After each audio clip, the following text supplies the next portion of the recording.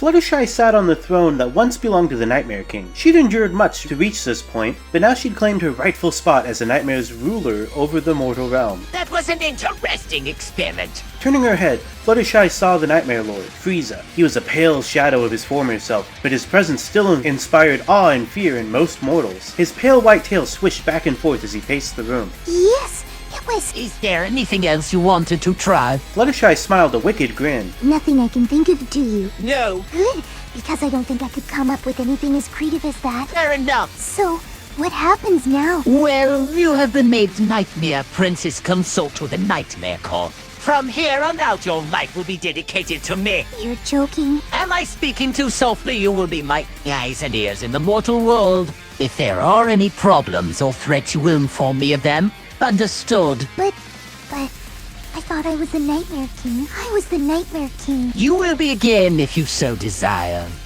You were foolish to throw it all away. Do you still want to be the Nightmare King? Well, no. Then it's time to relinquish your position as it is taken from you. The Nightmare Court is mine and mine alone. Do you give up your positions willingly? Well, no. Then it is done. Your dead old friends of your lies have betrayed me. No, we didn't. You have made your position impossible. You will be killed. The court will be killed. Everyone you ever knew or loved will then be torn to pieces by wolves. That hardly seems fair. Frieza protested. Fair? Why should it be fair? After what your king did to me, you all deserve to be killed. What about all your followers that we've killed? You will feel more fair when they're all standing before you. Sighing, Fluttershy stood up. I will see you all torn apart by wolves. I will see to that you all suffer for what you did to me. She looked at each of the former allies and servants of the Nightmare King. Do you have anything to say? Tears filled the eyes of the Koopa King as he looked at Fluttershy. It's not our fault.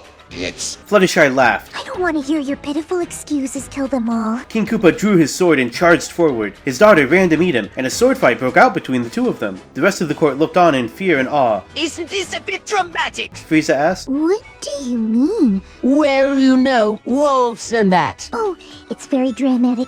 It's been a long time since I've seen someone so foolish. Fluttershy said casually. You may be in another realm, but in the Nightmare Realm, they always still happily kill the traitors and be done with it. Frieza looked around at the court. What do you say? Do you support your new ruler? The Nightmare Court members all looked to one another. Terrified, they all agreed in unison. Frieza nodded. Then it's time to embrace your new position. I will kneel before you, Nightmare Queen, he said. King Koopa ceased battling with his daughter, and they both joined the rest of the court in kneeling before Queen Fluttershy. It is done, my queen! Yes, it is. She said. You mortals. She said, turning to the court. The court members knelt before her. Stand, traitors. She said. Frieza looked at the court again. Will you stand with your new ruler? The court members stood, trembling. Fluttershy smiled. Her nightmare powers made their fear palpable to her, and she could feel herself getting high off the fear in the air. Now, if you dare speak against me, she said, pointing at each of them in turn. I will tear each of you apart. She let her voice grow louder, filling the hall. None of them dared, and Fluttershy dismissed the entire court except for Frieza. When she looked at him, he shrugged. This has been fun, he said. I've enjoyed fighting with you. She looked at him, aghast. What? Well, I would have thought you of all people would have gotten behind this. A new order, a new beginning. Oh, I'm not against it, he said. I'm just not into being a tool. She stood there, stunned. What are you talking about? I don't think we can trust these mortals. I think they're all going to betray us in the end. It's the way of the world. Her eyes widened in realization. You? She said. Yep, I'm a realist. I've been playing this game longer than you. I don't see the reason to trust these mortals. The only way to make them trustworthy is to treat them like puppets, and that's not a way to run a court. If you don't want to use fear and intimidation, we should just get rid of them altogether. I say we kill them all and make their souls serve us. She thought about it. No, I can't kill them. I can't do that. Well, then I guess we're at an impasse. We don't have to be friends. She said. We can still work together. He laughed. You don't have a choice. The only way to survive this now is together. Think about it. When I get back, we can figure out a way to get rid of these annoying mortals, and we can throw them in the volcano. That way they'll just be another lost soul. What do you say? They stared at each other for a long moment. There are enough lost souls in the Nightmare Realm as it is. She said calmly. We don't need any more. I guess you're right. He said. Well, We'll get rid of them when I become king, though. Maybe. she said. But as it stands, your power is insufficient to overthrow me. I could just kill you. He said. Yes, She said. you can. There was a moment of silence. She turned and left. Frieza watched her leave. He thought about attempting to kill her then and there, but in the shadows he spotted the eyes of Countess Dimitrescu watching him. He decided the time wasn't right just yet. He turned back to his followers. Let's go meet with the Nightmare Tyrant. He said. In her private chambers, Queen Fluttershy met with Shadow Weaver, Countess Dimitrescu, and Discord, her closest allies. Are we really going to kill the mortals? Asked Shadow Weaver. Of course not. She replied. I just need to put on the face of the Nightmare Queen to make sure they fear me properly. Okay. Said Shadow Weaver, unimpressed with her response. I'm going to go talk to the Nightmare Tyrant. Said Fluttershy, facing her friends. Be careful. Discord warned. She gave them a nod and left. The trio looked at each other. She's a strange one, isn't she? Said Countess Dimitrescu. She's definitely strange. Shadow Weaver agreed. She's still immortal. She has the blood of a nightmare. I've heard her thoughts. She's not as stable as she seems. If she's as powerful as she seems, we should fear her. I'm not talking about her being dangerous. Said Dimitrescu. I'm saying she's unpredictable. That's why we shouldn't get too close to her. Said Shadow Weaver. If we're going to follow her, then we should do it now. Said Dimitrescu. It's what?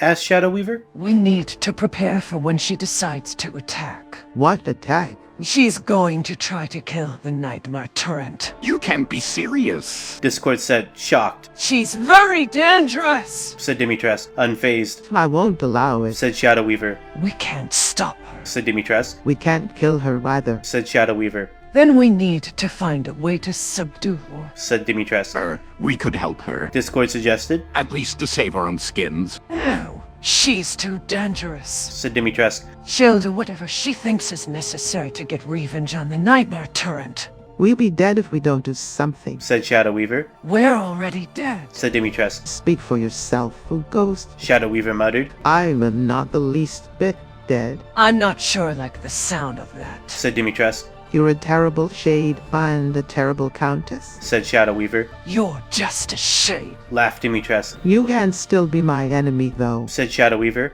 No, I'm far too tired of being your enemy. Said Dimitrescu. Then be my ally. Why? Because I'm the only one who can help you destroy the Nightmare Tyrant and avenge your death. No, I don't want your help. Please. Said Discord. For the sake of the nightmare realm. I see. Said Shadow Weaver. Well, you can go too. Goodbye. Wait, Said Dimitrescu. you must have the blood shard. No, Said Shadow Weaver. I hate the Nightmare Tyrant as much as you do, and I'm not going to help him destroy you. Then you must have the power to destroy me. Said Dimitrescu. Please. Said Discord. Give it to her. No, Said Shadow Weaver. I can't do that. If you don't give it to me, Said Dimitrescu. I'm going to destroy you and claim the blood shard for myself. You can't do that. Said Shadow Weaver, preparing to use her dark magic to stop Dimitrescu. Watch me. Shoot. Dimitrescu raised her ghostly hand and cast a beam of negative energy at Shadow Weaver, which the sorceress easily blocked. You can't possibly defeat me. Said Dimitrescu. I'm the most powerful ghost in the Nightmare Realm. Shadow Weaver laughed. Power is not the issue. She said. I'd love to see you attempt to take the blood shard from me. Ladies, please. Discord interjected. There's no need for more bloodshed. Give the stone to Fluttershy. Said Dimitrescu. You want me to give the blood shard to a mortal? Yes, a mortal. Said Shadow Weaver. One who can become the Nightmare Tyrant. Please. Fine. Dimitrescu sighed. I suppose we're throwing our full weight behind her. Thank you. She has a good friend in you. Said Shadow Weaver, giving Dimitrescu a quick friendly hug. Thanks. Said Dimitrescu. Now, Said Shadow Weaver. take the stone in your teeth. It'll give you a little more mobility. Yes. Thank you. Said Dimitrescu, taking the stone. The trio followed after Fluttershy, tracing her path into the Nightmare Realm. In the Nightmare Realm, shadows are the predominant form of movement, and the Nightmare Tyrant had many of them. Said a voice behind Fluttershy. Well, yeah. Oh, Waluigi. Said Fluttershy, turning around. I'm glad you could make it. Yeah. Naming. Said Waluigi, awkwardly. This is my friend, Discord, and this is also Dimitrescu, and of course, this is the Shadow Weaver. We're here to help you with the Nightmare Tyrant problem. said Waluigi. Yes? Said Fluttershy. You called for help, remember? Yes, my lady, so you are not the current corridor. Fluttershy smirked. Yes, I am. Not you are you what is it? Yourself. Said Waluigi. I admit it. Said Fluttershy. Well then, why do you think you make the you could be bigger. You mean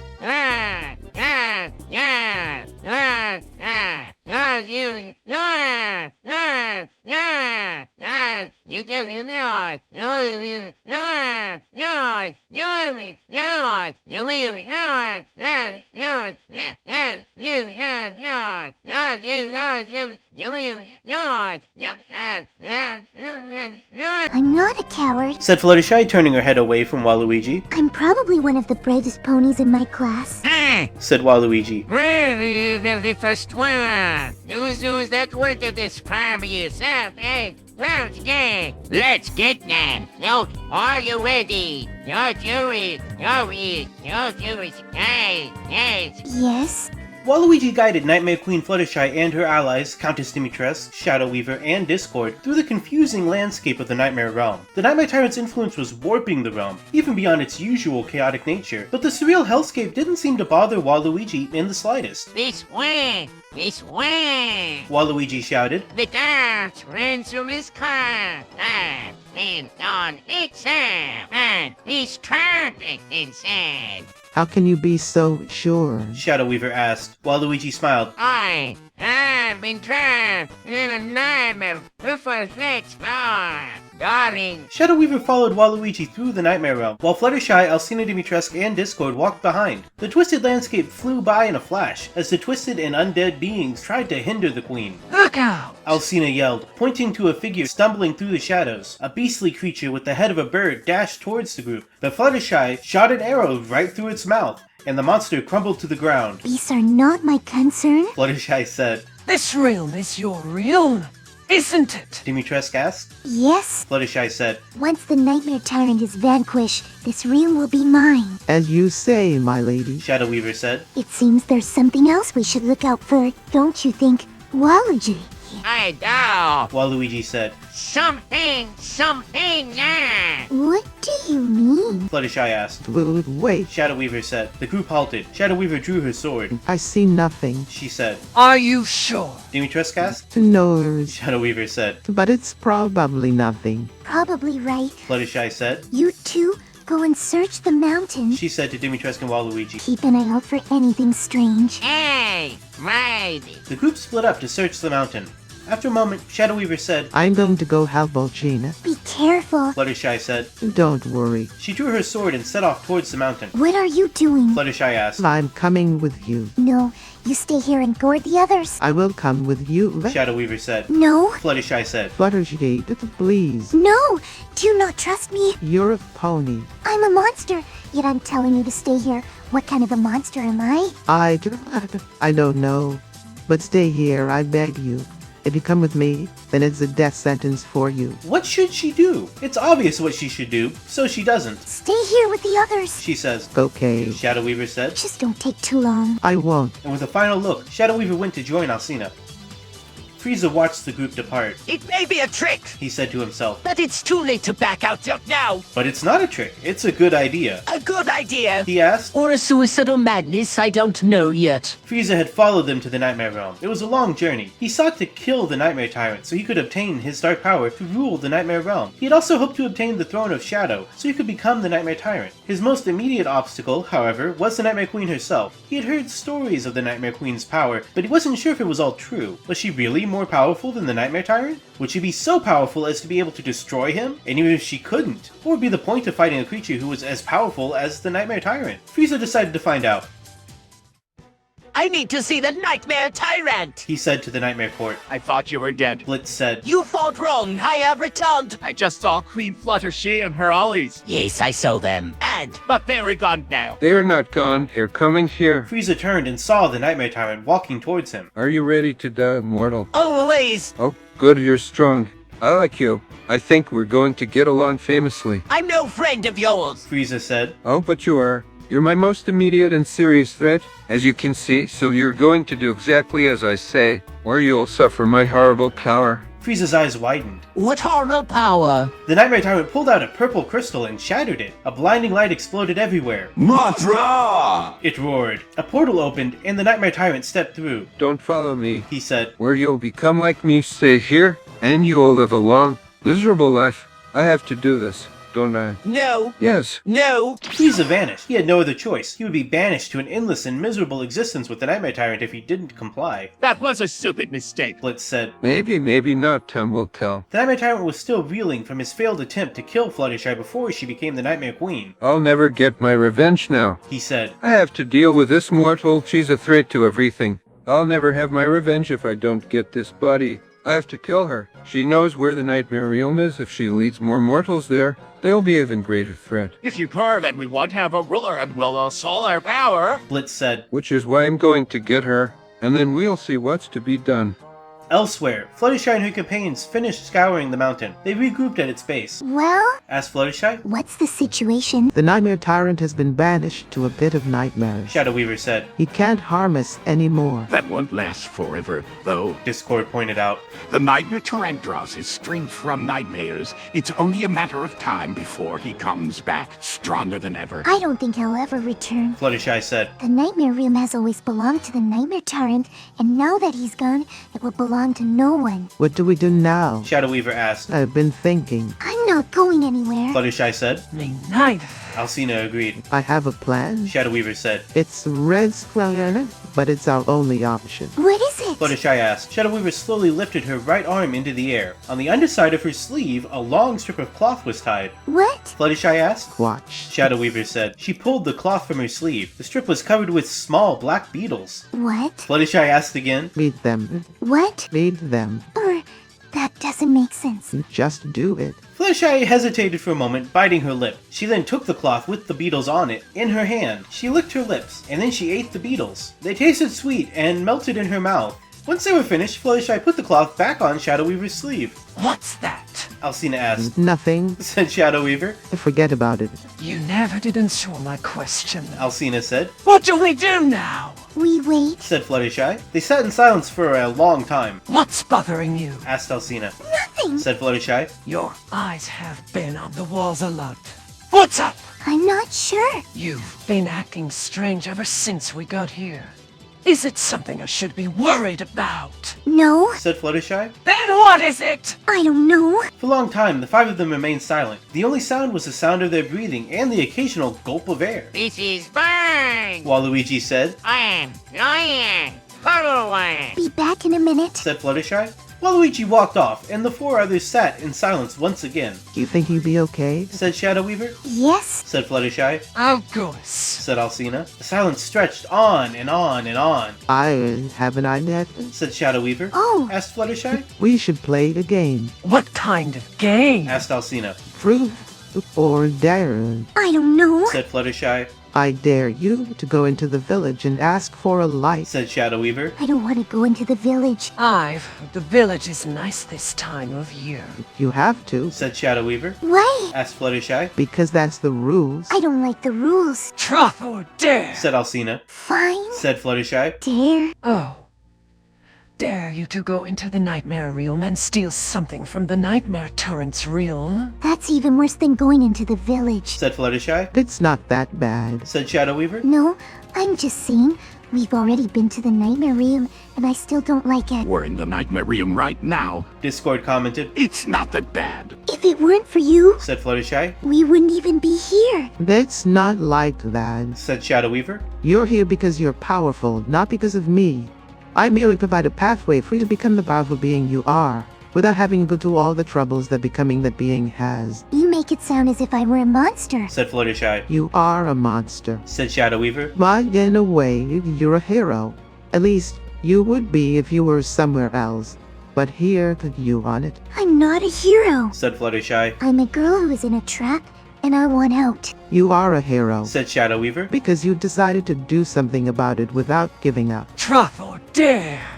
My dare. Said Alcina. Truth. Said Fluttershy. Oh, tell us your secret. Said Shadow Weaver. Tell us how you became the Nightmare Queen. I will if you will. Said Fluttershy. Truth. Said Alcina. I want to upset your dress. Oh, you're not serious? Exclaimed Shadow Weaver. Of course I am. Said Fluttershy. You seriously went to a psychiatrist? Asked Shadow Weaver. Don't mock about it. Said Fluttershy. You don't know what I went through. What do you mean? Asked Shadow Weaver. I mean, the Nightmare King almost killed me. Said Fluttershy. I mean, he tried to kill me twice. Did someone help you? Asked Alcina. Yes. Fluttershy looked to Discord, who smiled back at her. I did. It was me. I helped her. Good for you. Said Alcina. But enough about me. Said Fluttershy. Truth or dare, I dare you to go into the dead man's barn. So, you've been in there, huh? Asked Shadow Weaver. Or what's in there? I'll show you if you dare. Said Fluttershy. You really ought to know, my dear, that place is haunted.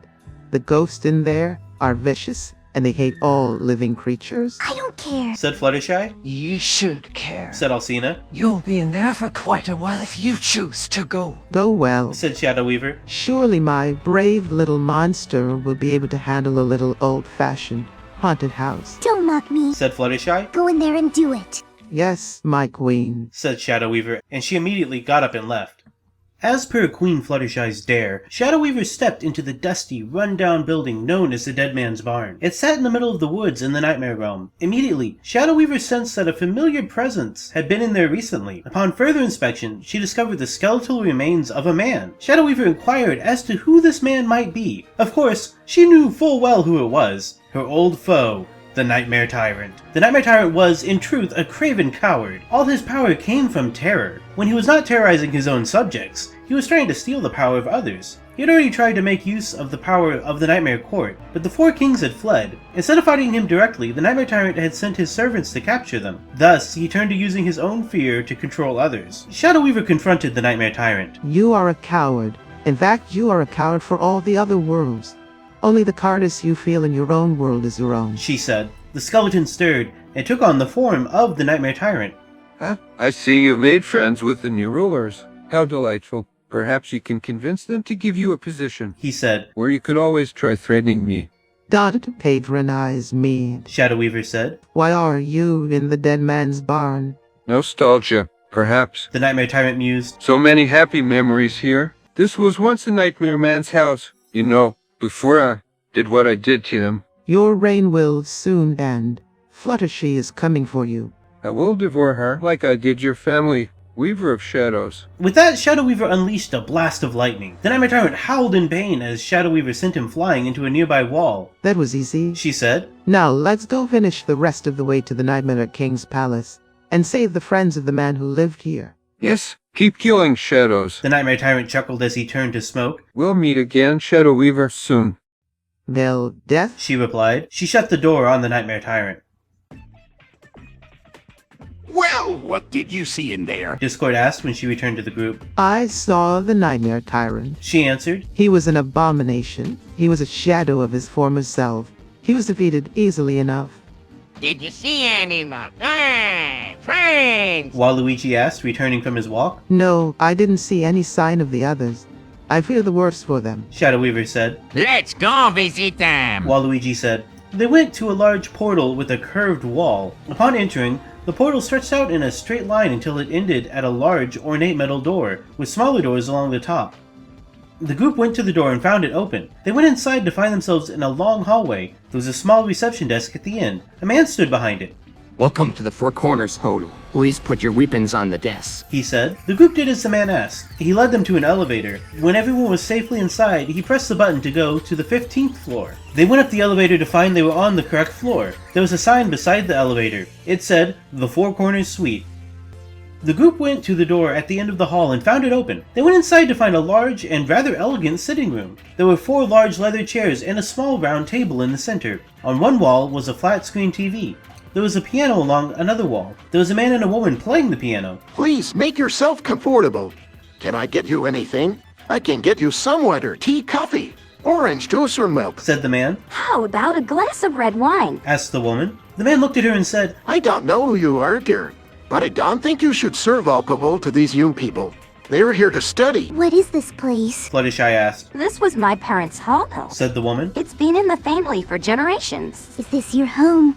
Are you the owner? Don't listen to that. Shadow Weaver said. Their minds have been destroyed by the Nightmare Tyrant. No, this isn't my home. Said the woman. But it's the most I can do for these young people at the moment. The Nightmare Tyrant was here, wasn't he? Fluttershy asked. Where is he now? The woman looked around and said, I wouldn't want to be here when he gets back. When will that be? Not too long.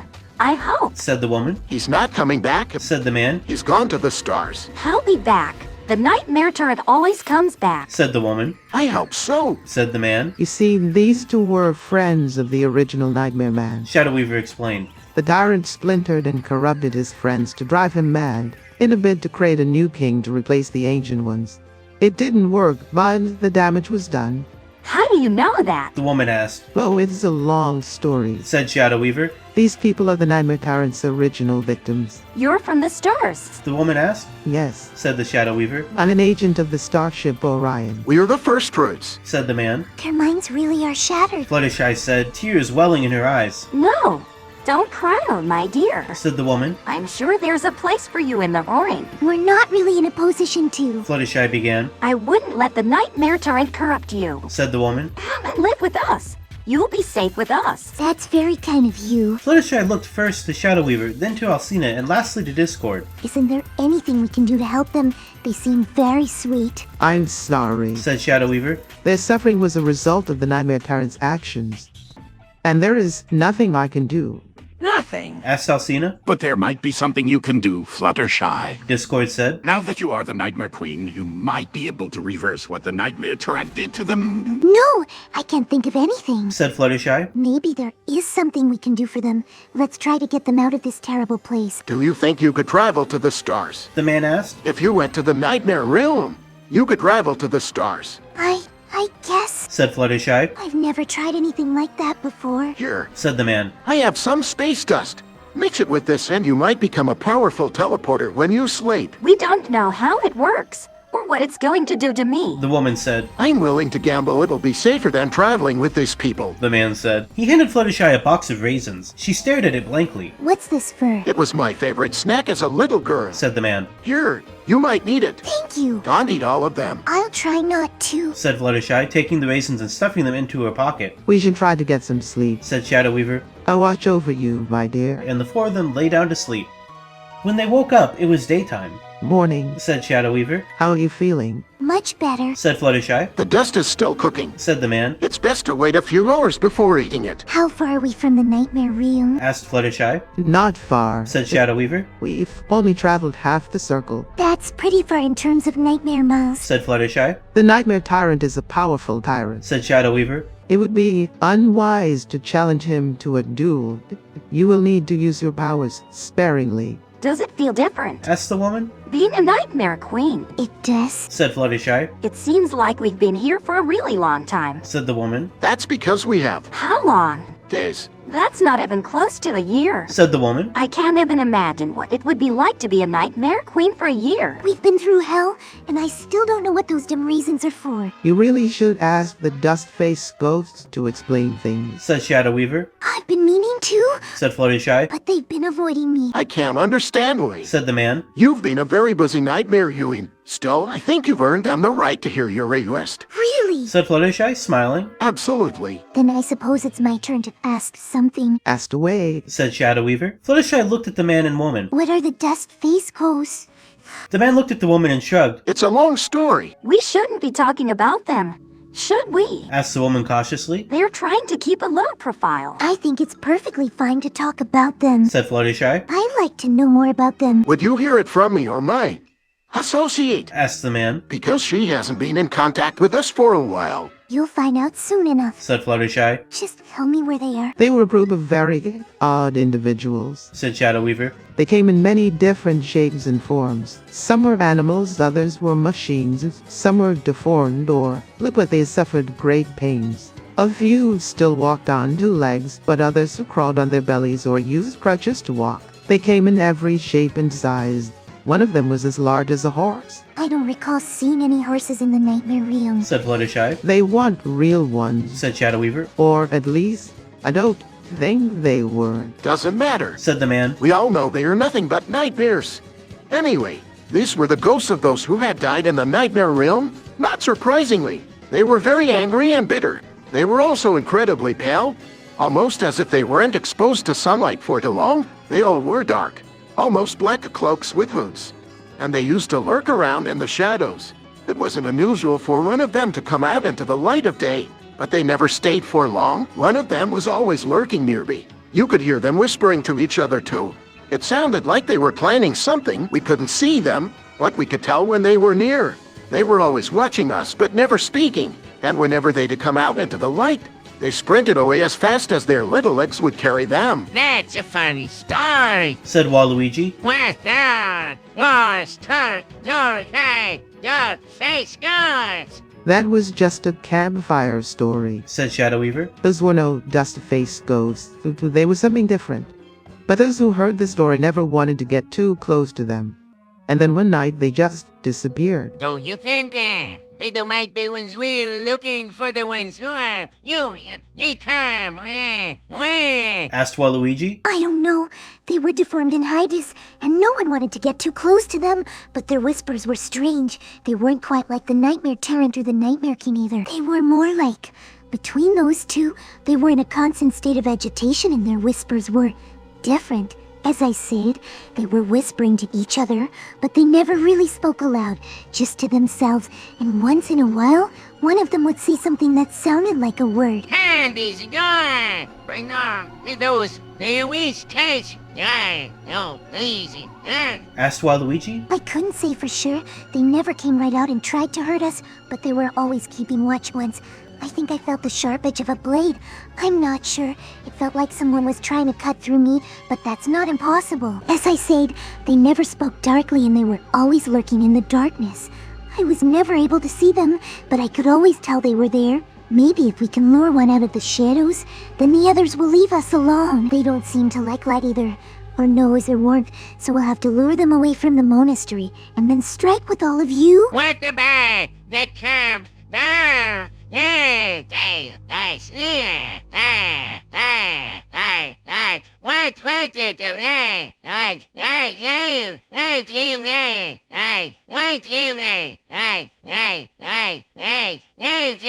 Asked Waluigi. I've never heard that one, said Shadow Weaver. But it could be true. Who knows?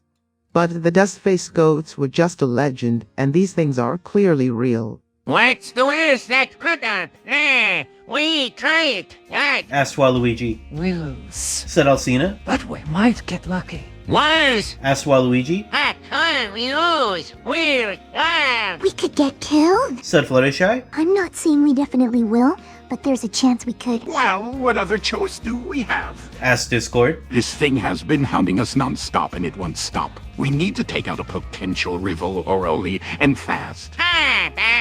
Yes, said Waluigi.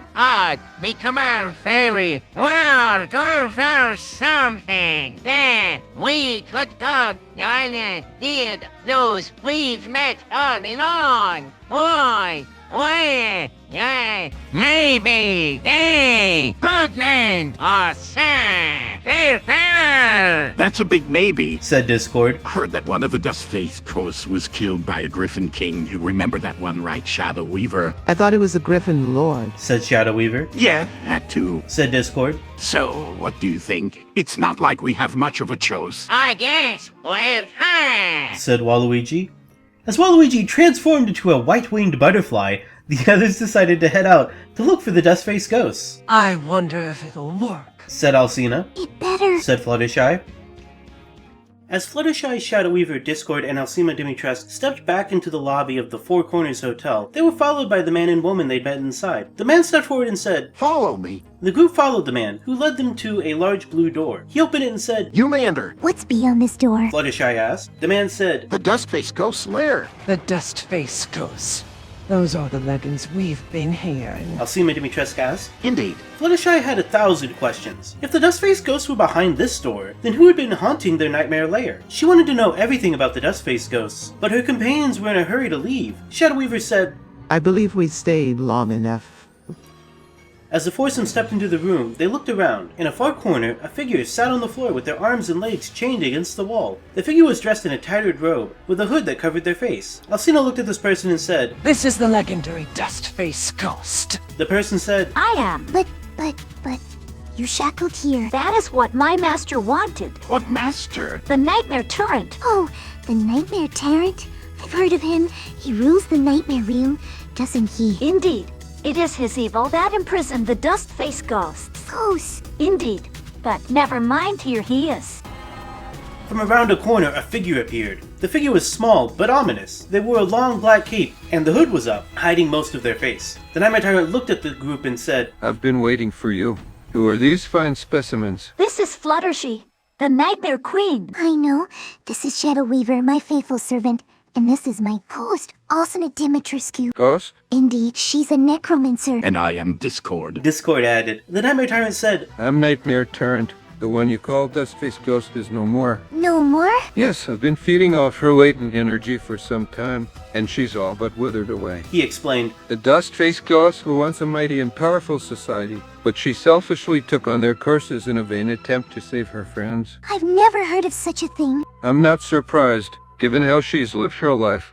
Well, I must say you have shown yourselves to be far more competent than I ever expected, so let's get down to business. You have come to free this Dustface Ghost from her miserable prison, have you not? We have? Said Fluttershy. That she will join us to help us defeat you. Shadow Weaver added. If you'll free me from my shackle, The ghost said, I'd be delighted to join you. I was under the impression you didn't have much of a sense of humor. The Nightmare Tyrant said, As if any of you have the power to slow me down. Perhaps, but we are the forces of good. We can help but triumph. I suppose you had better unchain me then. The ghost said. The Nightmare Tyrant said, Bless my soul, so be it. The Nightmare Tyrant shot out a bolt of dark energy, and the ghost was blasted into oblivion. There they go. No, Fluttershy cried out. not like that. My queen. May I... to salvage her spirit. Alcina said. How? I may not be able to get all of her, but I can get enough for our purposes. She said. No, don't do it. It's not worth it. Our soul is already damned. Trust me, Fluttershy. Alcina said as she slipped into the ghost dimension. Get her back. I shall. Alcina said as she traveled to the ghost dimension. While Alcina dealt with the ghost, Discord said, Fluttershy, we must go. We can't keep the Nightmare Tyrant waiting. No, said Fluttershy. not without the coast. We can't defeat him without the coast's help. The Nightmare Tyrant chuckled, fading into the walls. It seemed as though he'd accomplished what he came to do. Meanwhile, in the dimension of ghosts. Alcina, Yes. can you hear me? Yes. Can you see me? Do you know where you are? Yes. Can you tell where I am? No. I am within the Nightmare Realm. I know. Are you free? Can you get out? Yes, I think so. Then go from here. Hurry! Before the Nightmare Tyrant finds you. I shall. Alcina stepped into the void. By all accounts, it seemed to work. The ghost dimension was free of the Nightmare Tyrant's control. Now! Let's go. The Dustface ghost grabbed Alcina's hand, and the Velvet Hammer pulled her back to the world of the living. We've done it. We've escaped to the Nightmare Realm. She said. Yes, but the Nightmare Tyrant will still be free to torment Ghost. Fluttershy rushed over to them, relieved that they'd made it back in one piece. Thank goodness. I was so worried about you. She said. You weren't worried. You were worried because you wanted to keep the Nightmare Tyrant from getting us. The Dustface ghost said. And you helped us. No, I only made it possible. Without my abilities, the Nightmare Tyrant would have never been a threat. What do you mean? When I was a living mortal, I was part of the planning committee that laid the groundwork for this place. I knew the best ways in and out of the Nightmare Realm. If the Nightmare Tyrant had ever bothered to read my books, he'd know as well. As it turned out, he didn't have to do so. I gave him all the information he'd need when I volunteered to be his prisoner. What have you done? I volunteered. It was the only way to save my friends. You should have told us. said Fluttershy. We could have helped you. I don't even know who you are. The Dust-Faced Ghost said. But I am grateful you helped free me from the Nightmare Turret before it was too late. This is the Nightmare Tyrant's doing. Said Fluttershy. If you had put yourself at such great risk, none of this would have happened. You might be right. The group exited the dungeon, back to the lobby of the hotel where the man and woman were waiting. The Dust-Faced Ghost's eyes lit up with recognition when she saw them. Daphne. Fred. She said. You're still alive. Of course we are, said Fred. Why else would we be here? So, where are you taking us? Daphne asked. You'll find out soon enough. The Dust-Faced Ghost led them to the elevator, which took them to the top of the hotel. She exited the elevator, and they followed her through several more floors until they reached a large room. A large metal sheet covered the area like, a metal sheet. Stand back, she said, and stepped onto the sheet. Is this really necessary? Asked Fred. Yes, said Daphne. Nightmares aren't pretty. I think I felt something, said Fred. When did you last do this? I can't remember, said the Dust-Faced Ghost. But if you felt something, we should be safe. I wouldn't be surprised if that were the case, said Fred. Daphne stepped up to the metal sheet and put her hand through the middle of it. She pulled her hand back out, and the sheet lifted up, revealing a staircase. I'm starting to remember, Daphne said. We know each other, don't we? Yes, Daphne. The Dust-Faced Ghost said, tears welling in her eyes. A long, long time ago. Then what can't I remember? Fred said. Nightmare Tyrant, said Daphne. It's over. He's dead. You're free. Not by a long shot, but I can undo some of his damage. Daphne took out her handkerchief and blew her nose. Does this mean we have to go back to the Nightmare Realm? Asked Fred. You never left it. Oh, Besides, said Daphne. if we go back now, we can't come back. why not? Asked Fred. Because Said Daphne. I don't have my wand, and the Nightmare Tyrant took my memory. I'm trapped there without a way to get back. You have to free me, Velma. You remember my name. The Dust-Faced Ghost said. I haven't heard it said out loud in so long. That's because no one ever cared enough to talk to you. Said Daphne. Are you really going to leave without doing anything about the Nightmare Tyrant? Fluttershy asked. If I don't get my wand, yes. Said Daphne. I guess we don't have a choice. Said Fluttershy. Actually, I do. Said Daphne. I can go back. No, you can't. Said Fluttershy. You just remember that I am the Nightmare Queen. Daphne smiled and said. I remember. Can I ask you a question? Of course. Do you think I'm pretty? Daphne grinned. You're beautiful. Thank you. Daphne smiled and said. No, let's find my wand. Actually, I know someone who might know what happened to it. Shadow Weaver said. An old friend of mine who collects lost magical items. You must have a lot of old friends. Said Daphne. I'm just a wand collector, really. More like a one counterfeiter. Said Fluttershy.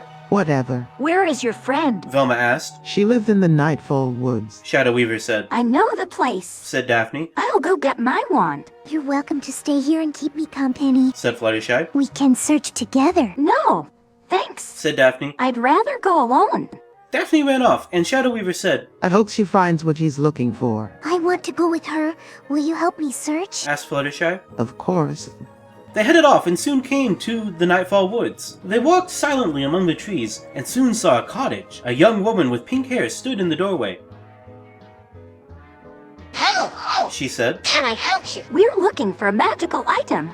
Do you know where we might find it? Daphne asked. That would be the secret. We've come far. Said Daphne. To tell her, really? I just work here. Said the girl. Do you know what the item is? It's a one. Said the girl. I tell you to ask the witch of me. I came looking for that wonder in whole life. I never found it. I'm my don't. I'm weird. Is that so? Shadow Weaver asked. But what about the witch who lives here? I didn't want to talk to the boss. The girl sighed. I'll go get her right here. She left, and in came a woman with an eerie smile and green skin. You back, She said. and you brought so many friends. How do you know who they are? Ah, I know a lot about you, dear guest. I know you're looking for the Nightmare Tyrant's wand. I can get it for you. It's not his wand. Daphne pouted. No, of course, like everything he owns, he stole it from another. The witch said. And if you are, I think you are, then this one has been waiting for you for quite some time. Who are you? Asked Daphne. You don't remember me? No, I don't. Oh, I'm a witch by many names. We fought side by side once in another life. Are you? Daphne asked. Are you?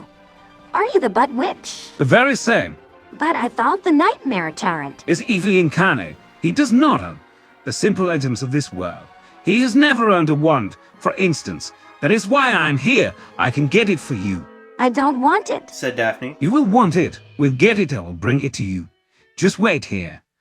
The woman left, and her aide smiled awkwardly at the group. I'm sorry, I'm not tired. We've been things you have to wait a little while.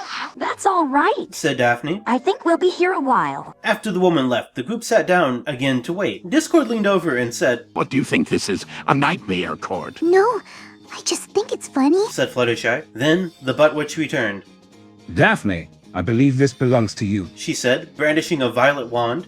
Thank you, said Daphne, taking it from her. She turned it over in her hand, examining it. I don't know anything about magic. I don't even know anything about pagan magic. About it, none. Without I don't know. I don't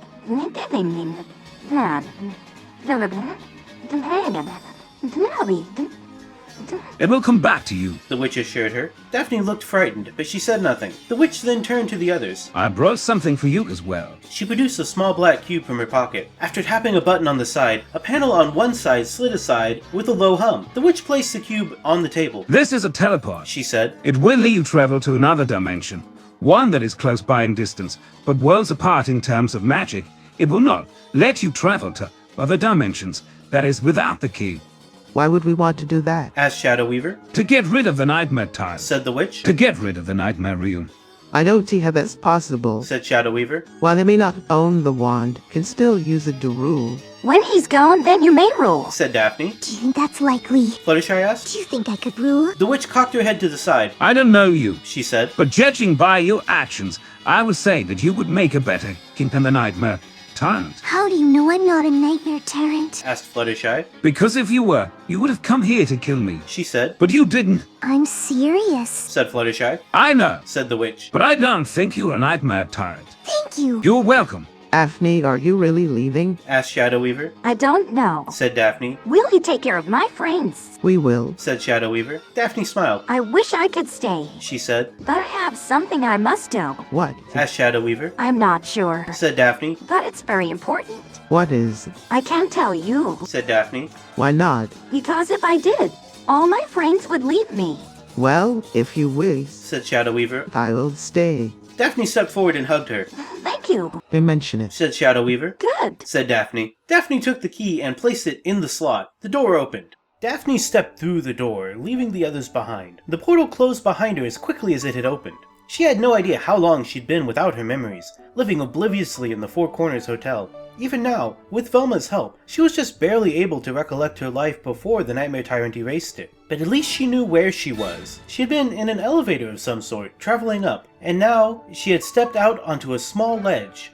Standing there was a glass wall, the glass all but ending at her feet. The ground beneath her was a long drop, the street far below. Beyond the glass would be many stores and buildings, but it was all at least 100 stories down. She stared out, taking it all in. The wind howled around her, colder than it had ever been. Her orange hair whipped around wildly, tangling in the glass. The glass was all but opaque, only a few tiny slivers letting in any light. She pushed back a strand of hair that had fallen in her eyes. She felt around in her pockets, retrieving her wand and car keys. She remembered a wand, but no car. Where was she supposed to go? She didn't even know where the hotel was, only that it was in the Nightmare Realm. She was about to enter an elevator when she heard a growl. She turned and saw a black shape, the size of a large dog, prowling toward her along the ledge. Get away from there. She hissed. I know. What?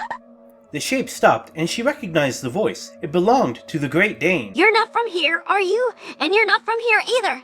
You're from over there, said another voice. Daphne realized there were 4 others with the Great Dane. A purple unicorn, a tall blue bird, a pale woman, and a succubus. Stay back. If you come any closer, I'll blast you with my magic, Daphne said. Don't try anything stupid. little girl. Said the succubus. Robbie, you like all me. Said the Great Dane. Daphne had not yet been able to examine the dog closely, but she could see now that it was indeed a Great Dane. There was something familiar about his face, his voice. It burned in the back of her mind. She tried to place him. Scooby-Doo, she said, her voice betraying her astonishment. I say, He said. were you Robbie? Yes. She said. And these are your friends. The Great Dane pointed at each in turn. This is tight. Rodney, here, Oregon. He said. Nice to meet you. She said. She extended her hand. They all sniffed it warily. I'm not gonna bite you. She said, pulling her hand back. I promise. Yeah, I know. Most shaky, said Scooby. Where are you from? Daphne asked. who's born? Ladies. Said Scooby-Doo. I was born in a barn. Said Mordecai. I was born in a stable. Said Twilight. I was born in an oyster. Said Pearl. I'm a ghost, a banshee, fairy, and a sprite. Said Morrigan. What are you all doing here? Asked Daphne. We're travelers. Said Pearl. We went into the nightmare realm. How do we get out? Asked Mordecai. I have no idea. Said Daphne. I know a way. Said Scooby-Doo. We just have to go this way. I think we should go that way. Said Morrigan. Daphne pondered what they should do. Will, it's your funeral. Daphne took the Great Dane by the collar and they all walked to a set of glass elevators. She stepped in and they followed. The doors shut, leaving the group on the floor.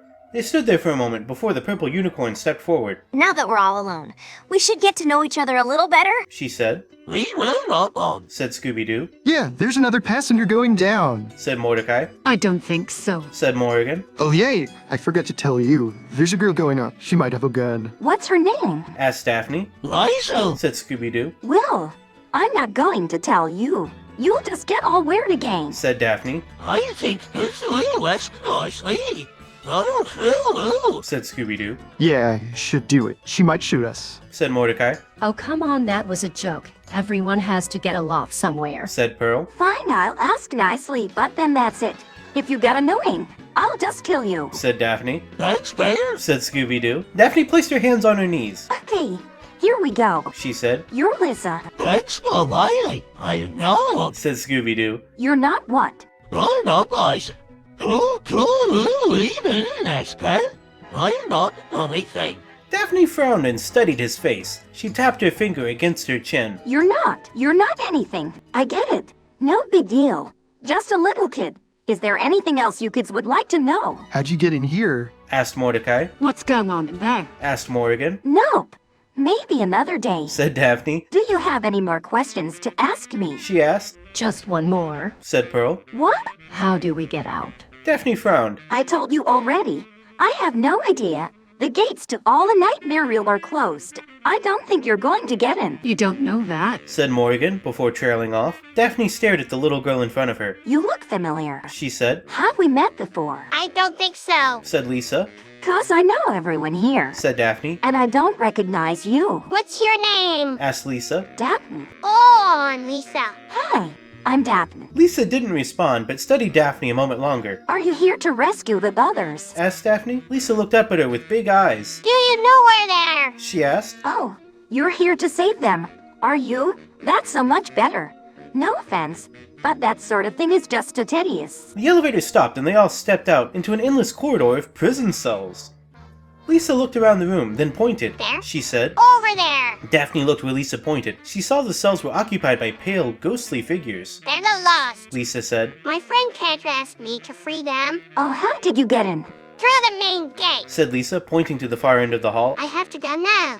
Thanks for escorting me. Daphne watched the yellow girl walk away. Wait. Said Daphne. Stop. The girl looked back. What is it? Just tell me one thing. What? How did you get here? Lisa smiled. I told you. In through the main gate. No. I mean, how did you get inside the Nightmare Realm? Lisa frowned. How do you know this isn't the Nightmare Realm? Daphne paused. Lisa could get away with lying if she did it well, but could she get away with it? Because Said Daphne. I've been here. Lisa's eyes widened. No, you haven't. She said. Yes, I have. I came here to save my friend. No, you didn't. It was a long time ago. Before you were born. Daphne explained. This place used to be Holy Land. Well, not anymore. Lisa replied. The Nightmare Realm has been growing. There aren't any holy places left these days. Is that why the Nightmare Tyrant has imprisoned all the gods and goddesses? Asked Daphne. No, they left on their own. Said Lisa. But the Nightmare Tyrant is a lot worse. He's evil. He has no regard for anything but his own desires. You must not have a very strong will. I have as strong a will as any of you. Daphne considered this. Lisa didn't look like she was lying, but she was a little strange. Okay. Said Daphne. But just remember, was here first. Lisa looked around at the 5 others standing in the shadows. They began to follow Daphne along the endless hallway. After a few moments, they came to a stop before yet another cell. This is Sandy. Said Lisa. She's in there. Daphne entered the cell and looked inside. Hello.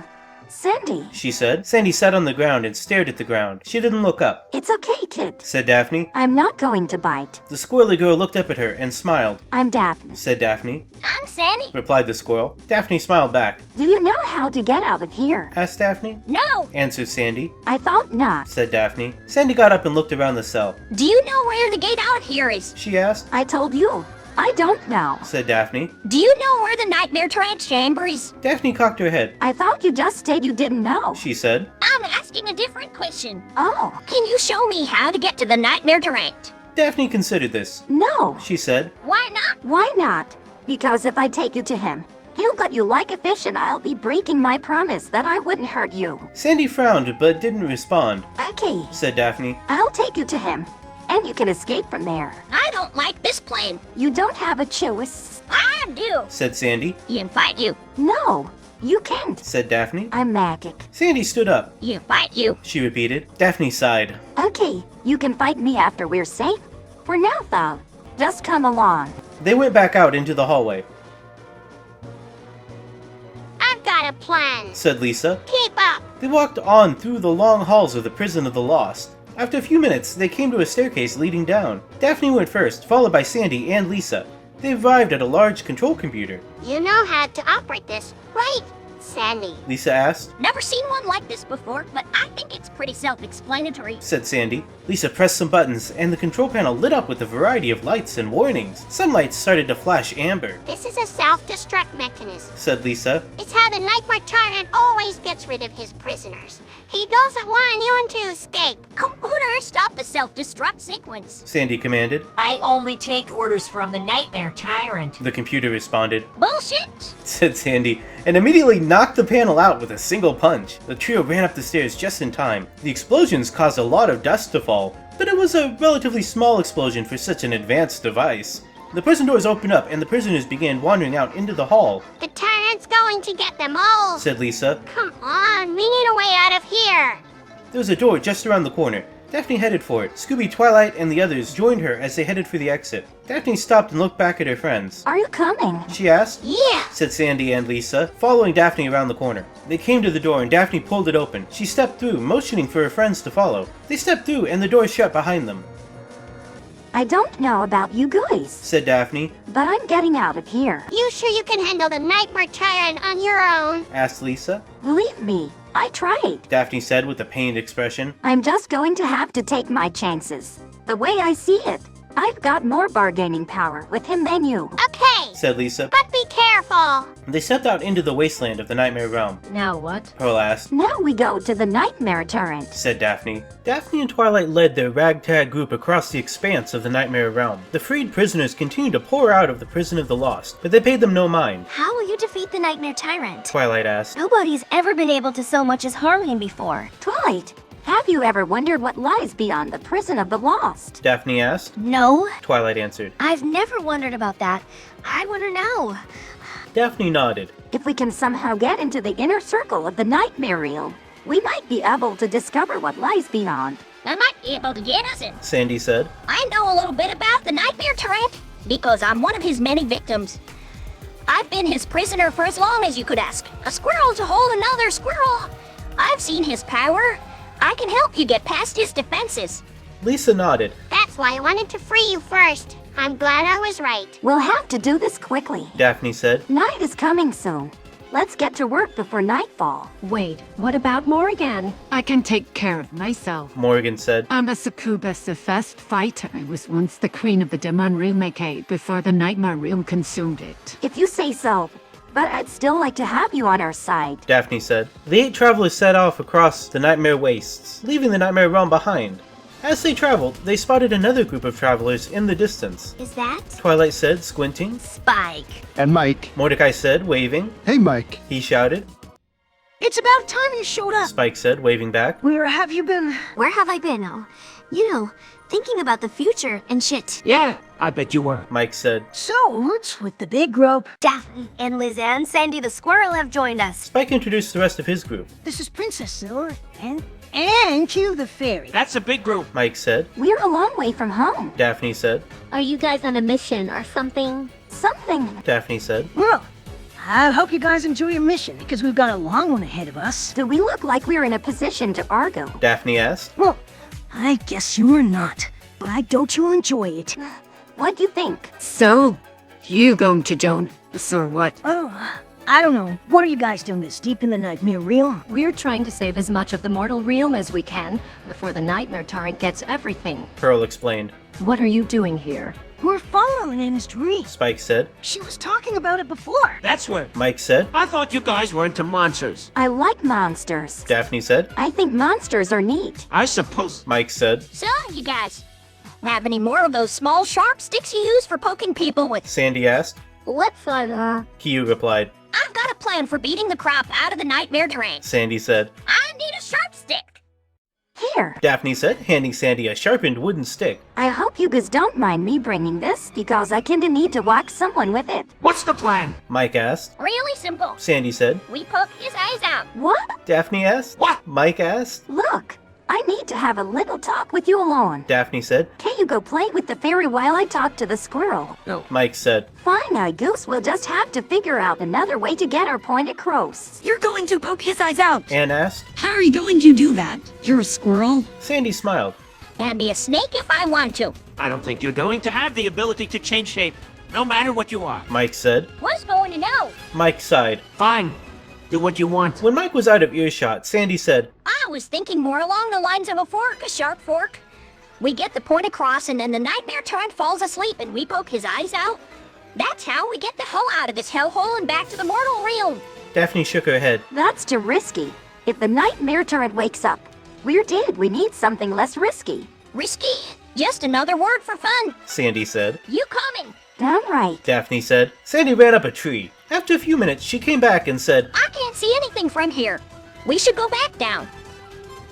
Daphne and Mike returned to the lower branches. When the group sat down, Daphne said, So, what do you think, Mike? Should we go with Sandy's plan? No. Mike said. I have a better idea. What? Daphne asked. We use this. With that, Mike brought his fist down on top of a nearby rock. A small gash formed and blood seeped out. I'll turn into a bat. Mike said. And you can hit him with that. Daphne smiled. Sounds fun. What else you want to try? I don't know. Daphne said. What other crazy things have you got in store? I have a few more. Mike said. You want to hear them? Maybe later. Daphne said. Right now, I need to go see how the fairy's doing. You can just see her now if you want. Mike said. I'm going to sleep. Later. Daphne said. All right, I'm going. Later. She walked away toward the fairy who was sitting atop a nearby flower. Did he say that? Yeah. The fairy said. I think he's going to try to poke out my eyes. I'd rather he came to play with me than him. I'd love to play with you. Daphne said. But I can't. You see, there's a war going on and, well, you know. I'll come over when there's no war. The fairy said. You promise. Daphne asked. Promise. The fairy said. Daphne walked away. Then she stopped and said. See you soon, little one. She watched the fairy go and went to see how her plan was coming along. I still can't see a damn thing. Mike said. What am I supposed to do? Nothing. Daphne said. Until you grow a pair and take the lead. Daphne pulled out her wand. Stand back. She said. I'm going to dream up vision of the Nightmare Tyrant. That's a terrible idea. Mike said. Why? It worked for St. Peter. That was a fluke. We're in war now. You dream up a vision, we'll all be dead before we can blink. It's not your funeral. Daphne said. She closed her eyes and began to concentrate. A shadowy image began to appear before her. She kept her eyes closed, but she imagined a powerful, demonic version of the Nightmare Tyrant, an orange, shadowy shape that was all too familiar. Everything else faded away as she came face to face with terror itself. I have come for you, my dearest Daphne. The Nightmare Tyrant said. Daphne screamed and woke up. The others were staring at her, wide-eyed and shocked. What happened? Lisa asked. I saw the Nightmare Tyrant. Daphne said. And he's bent on destroying everything. We can't do anything. Mike said. You're too strong. He'll just wipe us out. I know. Daphne said. We need a plan. We need to think of something. Pearl said. Well, escape. Twilight said. We'll flee into the wastelands and find a way to destroy the Nightmare Tyrant. No, we can't. Mordecai said. We need to stop him. How? Daphne asked. We kill the Nightmare Tyrant. Mordecai said. Are you insane? Mike said. You're too strong, we did. It's okay. I have an idea. Daphne said. What? Lisa asked. We use the power of the Nightmare Tyrant against him. Daphne said. The Nightmare Tyrant would never allow that. Morgan said. He'd just take it back. We make him a double agent. Daphne said. What? Said Mike. It's brilliant. Daphne said. If the Nightmare Tyrant is so bent on destroying everything, why not use him against his own goals? Are you out of your mind? Mike asked. You'd never do that. No, I'm certain he'd do it. Daphne said. Look at what he's done to this world. He's turned everything into a nightmare realm. Maybe he's done so much damage he's beyond redemption. I don't like it. Lisa said. What if he kills you? You're asking a lot of him. I'm not asking much. Daphne said. We use his powers against him, and we trap him for good.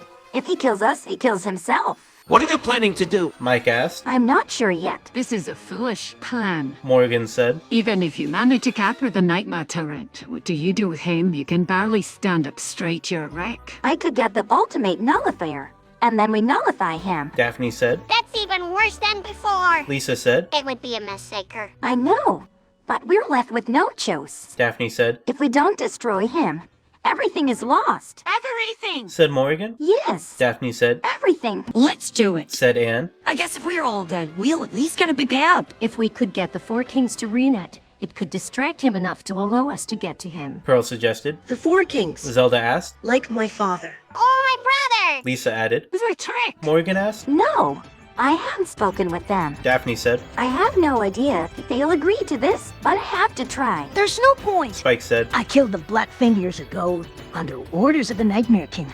Without him, the Four Kings cannot reunite. Maybe I can help. Came a voice from above. The group looked up to see a silver-haired woman riding a magic staff in the air. She called down to them. I may not be able to get you the Four Kings, but I can maybe get you the one you want most. Daphne looked up at the woman. Why would you do that? Because you are going to get revenge on the Nightmare Tyrant. The woman said. Daphne smiled and held out her hand. I'm Daphne. I'm Eda. The woman said, shaking Daphne's hand. Can you help us? Daphne asked. I believe I can. Eda said. I can take a few with you with me to meet someone special. She looked at Lisa. You, too, could go. It's up to you. Lisa looked at Daphne and Sandy. How do we know we can trust you? Sandy asked. We don't.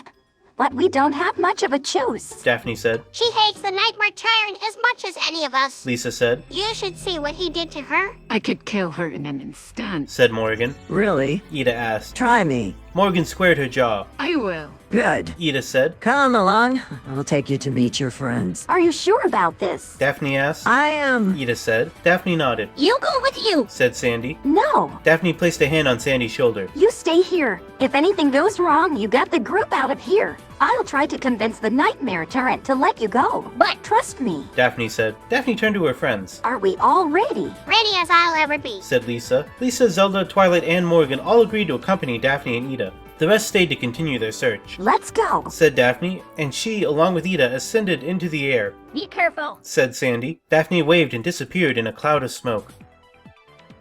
Twilight and Morgan flew alongside Eda, who carried Lisa and Zelda along on her magic staff. Daphne followed behind, using her wand to levitate herself with her own magic. So you're a magic user too? Oh. Eda asked. I thought you looked familiar. Did we know each other before the war? We didn't, but I'd like to think we did. Daphne said. Honestly, my memory is still patchy. I was under the Nightmare Tyrant spell for, I don't even know how long. The Nightmare Tyrant. You're under his spell. Eda asked. What happened to the Winkies? The Winkies were the allies of the Nightmare Tyrant. Daphne said. They were supposed to defend against his attacks. Instead, they sided with him and were used as his pawns in his plan to conquer the world. The Emerald City fell because of them, and much of the world would soon follow. That's terrible. Eda said. What did the Nightmare Tyrant do to you? The Nightmare Tyrant said he would make me his queen. Daphne said. But it was all just a ploy to get at my friend. We made the first Nightmare Man. Daphne stopped here, realizing she had no idea what she meant. The rest of the party caught up, and Morgan asked. What's a Nightmare Man? The Nightmare Tyrant's slave. Daphne said. We're all slaves. Morgan said. Slaves to what? Eda asked. Daphne paused, realizing she had to change the subject. Nothing. You're the slave of nothing. Morgan asked.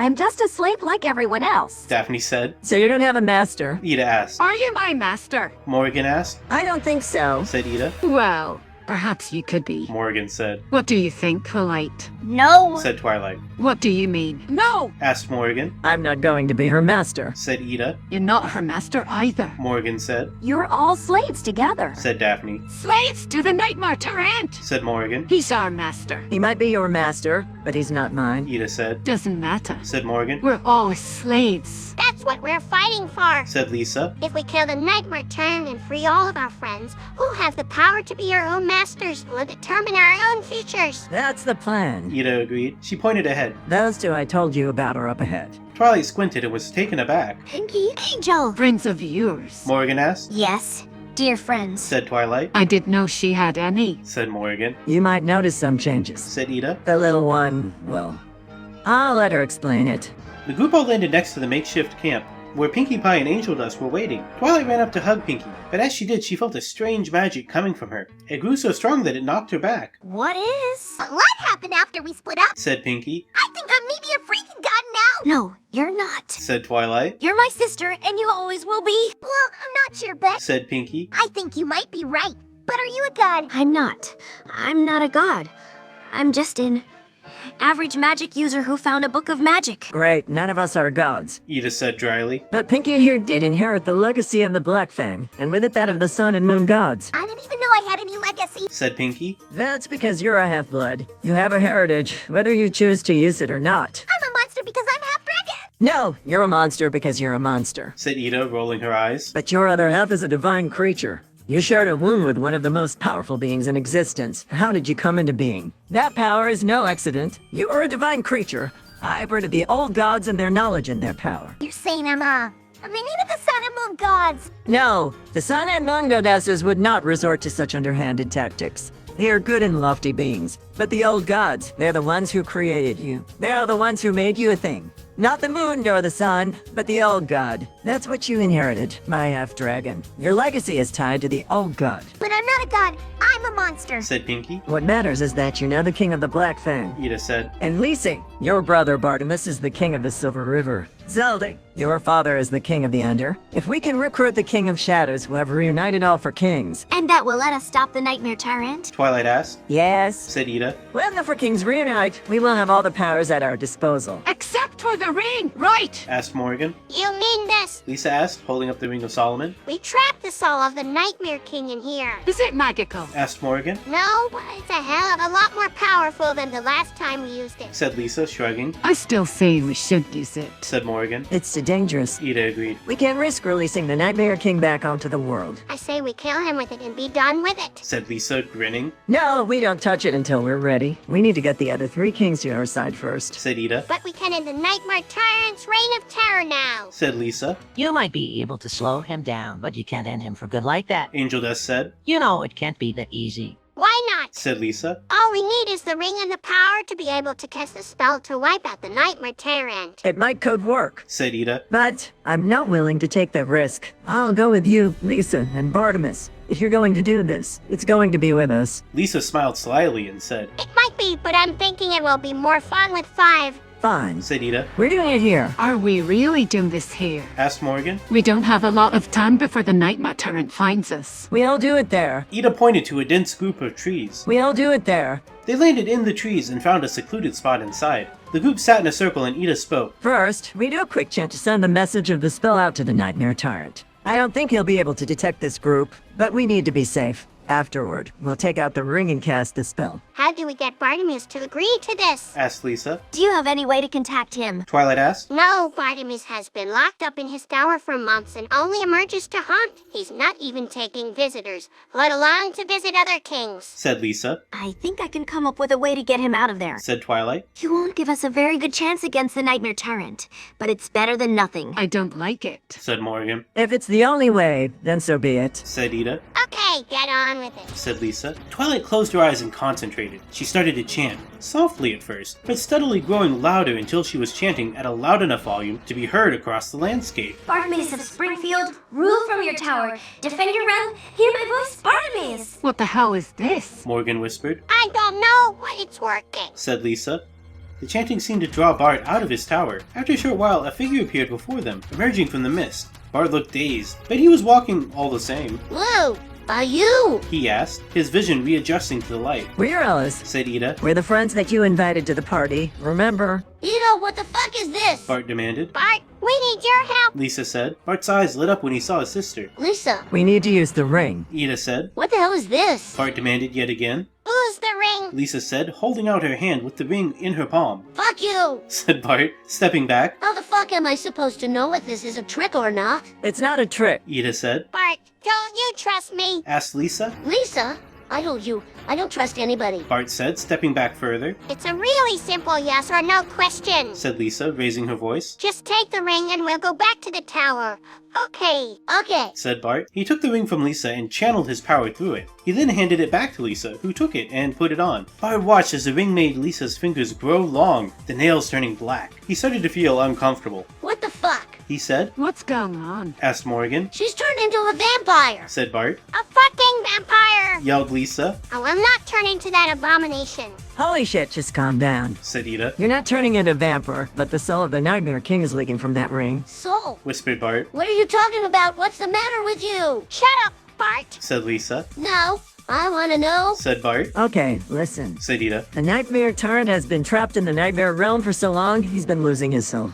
When you used this ring to defeat him, that light and soul energy was sucked in with him. Normally that would be that, but wearing the ring will allow some of that soul to affect the bearer physically. Lisa examined her clawed hand. Cool, she said. Lisa, what are you going to do? Asked Morgan. Whatever I have to, said Lisa. Lisa, said Ida. I'm sorry, I have to do this, said Lisa. She raised her arms up into the air and chanted a short series of spells, until she had a sword protruding from each hand. Bart looked at the swords and back at Lisa. What's that supposed to do? He asked. Don't worry, Bartimus, said Ida. We'll take good care of her. Don't try anything stupid. Lisa's gaze shifted to you. I'll kill you both if you do. Don't try anything, said Bart. And be careful. Lisa looked at him. Don't you have something you want to say? She asked. Bart looked to Morgan. Can I talk to you in the bathroom? He asked. I guess, said Morgan. She looked at Ida. Can I go with him? Yes, but stay close. Bart shuffled off to the camp's bathroom, and Morgan followed. What is it? She asked. Lisa turned into a vampire, whispered Bart. Oh, that's perfect, said Morgan, smiling. We can use it against her. What do you mean? Look it, Miss Succubus. Even if she's a vampire, it's no big deal to me. She laughed. Besides, you're the king of the Silver River. I bet you can handle one bloodsucker. You're serious? Haven't I always been serious? Maybe you have, but I still don't know what you just said. Look, Artemis! said Morgan, leaning in closer. Do you remember the blood-headed one? Of course! said Bart. She ruled the first Brood War. She's still around, whispered Morgan. She can be our Holy. What did you say? The blood-headed one is the name of the first Brood Warlord's concubine, said Morgan. She's still around. She's a ghost, said Bart. No, she's not, said Morgan. Her head is still in the living realm. If she ruled a place, she would still be alive. How do you know that? Because I know everything, said Morgan, smiling. Everything. Everything! For a while there was no reply. Bart and Morgan stared at each other in silence, and then Bart said, Fine. Bart took off his cloak and handed it to Morgan. Put this on. What's this for? asked Morgan. It's armor. Do as I say. Morgan put the cloak on and it fit her, as expected. Why are you giving this to me? She asked. Because I need someone to protect Lisa, said Bart. She's a vampire. Well, she's really into pain, said Morgan, rolling her eyes. Bart walked over to his pack and pulled out a wooden stake. Lisa, he said, holding it out to her. You're not serious, said Lisa. I told you I'm not a vampire. What's the matter? asked Ida. Don't you trust your own kin? It's not that, said Lisa. I just don't like the idea of being, dead. Oh, that's interesting, said Ida. Did you know that the Nightmare Tyrant is more powerful than any of the so-called vampires that walk this earth? Lisa's eyes widened. Are you sure about that? Of course not, said Ida. But it's a good bet. Now let's talk of other things. Bart sighed and tossed away his stake as the group gathered to make further plans. None of them knew what to do next, but Ida had a few ideas. Okay, we've got a few options here, she said. We know that the Nightmare Tyrant's fortress or city of Kishik once stood in the far east of the Kingdom of Mani. Lisa's agreed to this, correct? Yes, Ida, I'm still here, said Lisa. Good, good. Now, according to your records, there is a large island in the middle of the river Kishik, just north of where the fortress once stood. This island is a number of nights walk from there by boat. If we can get there, we might be able to arrange an escape. I think I'll be able to arrange that for you. Daphne said. I know of these shortcuts. Good, said Ida. She was happy with this plan, but she knew it would fall apart at the first sign of resistance from the Nightmare Tyrant. She looked to Bart. Bartimus, have you mastered the flow of the Silver River? I think so. Whap! We need better than think, my dear boy. Maybe the previous king can assist you. What do you mean? Asked Lisa. Listen, Ida said as the group huddled around her. They planned through the night, putting their heads together to try and outsmart the Nightmare Tyrant. the Silver River flows through the kingdom of Maddie. The waterway divides the kingdom in two. If we can make it to the island, we'll be safe. And if we don't? Angel asked. Then we stay here and fight. Said Twilight. For as long as it takes. Ida looked her in the eyes, her face grim. She nodded. For as long as it takes. The Emerald Herald guided Rainbow Dash and Rarity through the Emerald City. To the pony's surprise, the city was empty, and seemed to have been for some time. All across the land, great cracks have ripped open the very ground, letting the demons out. Outside the throne room of Oz, the King of Shadows was waiting. Well done, my friends. You have brought me the Stone of Volcar. I thank you. Shall now give you my blessing. You may enter and slay the Emerald Torrento. I shall have no part in it. After all, what would an undead king do? Anyway, now, onward to the throne room. Rainbow Dash held up the Stone of Volcar. You're the one who gave me this. She said. If you wanted it here, why didn't you bring it yourself? The King of Shadows turned to her. Because I do not want to deal with it. He said. Now go. No. When they entered, the great and powerful Oz was gone. He's in the throne room. The Shadow King's voice echoed. On a throne of rubies and emeralds sat the Nightmare Tyrant. He had a look of malice on his face. I can't wait to meet the pretty little pony who dared defy me. He said. Send her to me. Said Rainbow Dash. We're here to slay you. Oh, you're going to slay me? Said the Nightmare Tyrant, laughing. Where is Oz? Asked the Emerald Herald. Oh, you poor, deluded thing. The Nightmare Tyrant said with a grin. He's no longer the ruler of the Emerald City. I took it and consumed him ages ago. You've been guarding a dead city. Now, take off that pretty little cloak of yours, and I'll show you the true power of the Nightmare Realm. The Emerald Herald hesitated. It is said Oz was a great warrior. She said. A brave and valiant warrior. Great. Said the Nightmare Tyrant. More like hasty. She removed her cloak. See how easy it is to give in. Said the Nightmare Tyrant. The room warped as the Nightmare Tyrant's power seeped from him. The Emerald Herald screamed and turned to look at the throne room as shadows and darkness consumed everything around her. Somewhere in the distance, a great wail echoed. It could only be the Winkies, calling for their king. What was that? Asked Rarity. The Winkies calling for their king. Said the Emerald Herald. She left the room, lost and confused. The Nightmare Tyrant laughed. That was the cry of a broken man. He laughs last,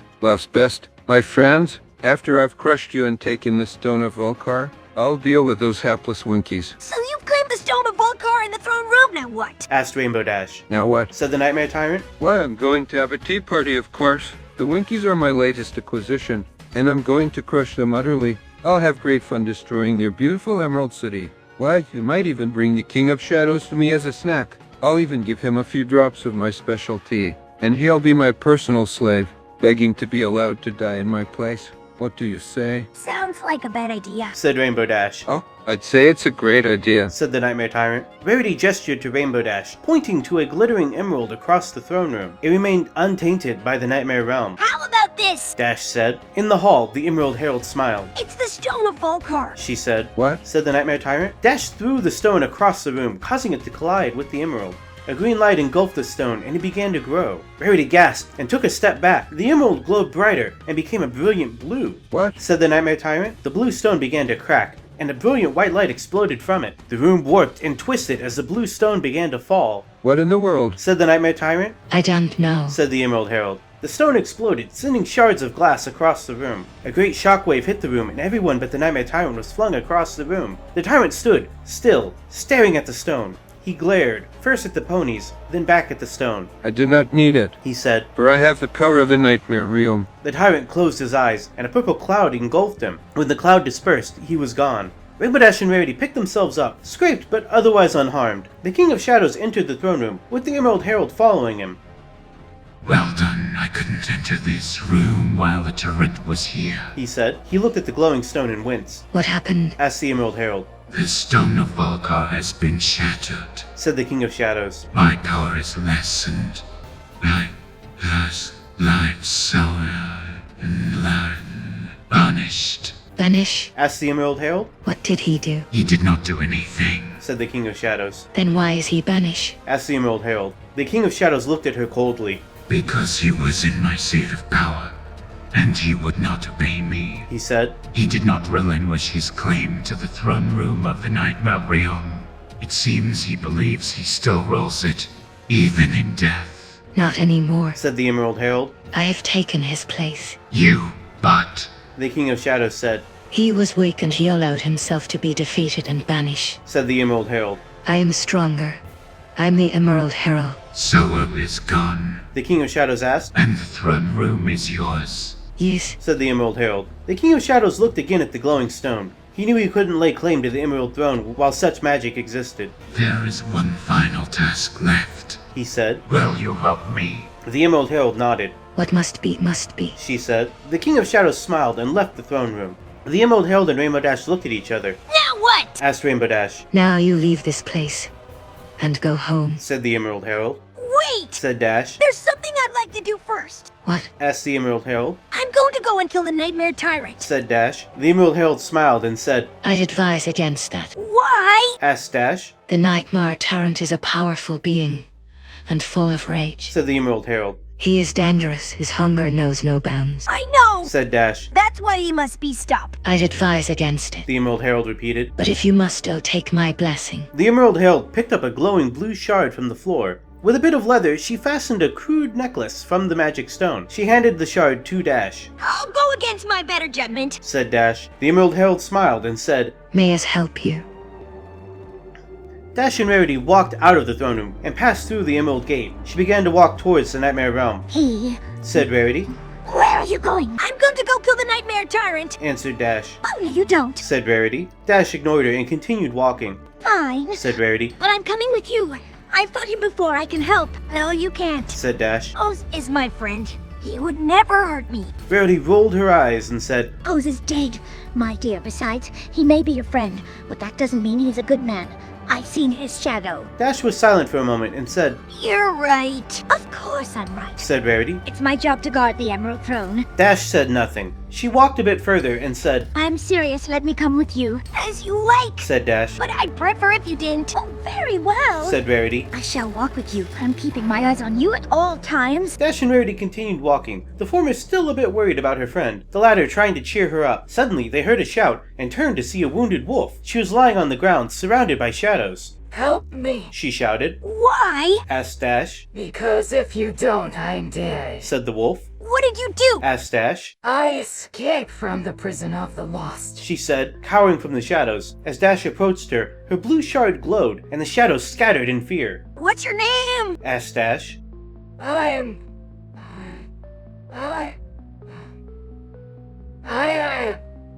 I was Roxy, said the wolf. Are you a lady? asked Dash. Because there are no shadows surrounding a lady. I'm one of the lost, she said. She pointed over the hill where a crowd could be seen. We were set free, but now we have nowhere to go. Rarity thought for a moment. You know, the Emerald City seems to be empty. Perhaps you should go there. Roxy looked at the Emerald City and said, That's not a safe place anymore. Rarity sighed and said, It's safer now than it used to be. The Nightmare Tyrant retreated from it. Roxy glanced at the Emerald City again. But not for long. What's the matter? asked Dash. The Emerald City is where I'll begin, said the wolf. Where he will return. Dash's eyes widened. The Tin Woodman told me Oz was gone. Tin Woodman? asked Roxy. I thought Oz was Tin Woodman. No! said Dash. The Tin Woodman is Tin Woodman. Oz is lying. Lying? asked Roxy. Yes. Rarity shook her head in frustration. The Emerald Herald has taken control of the throne, dear.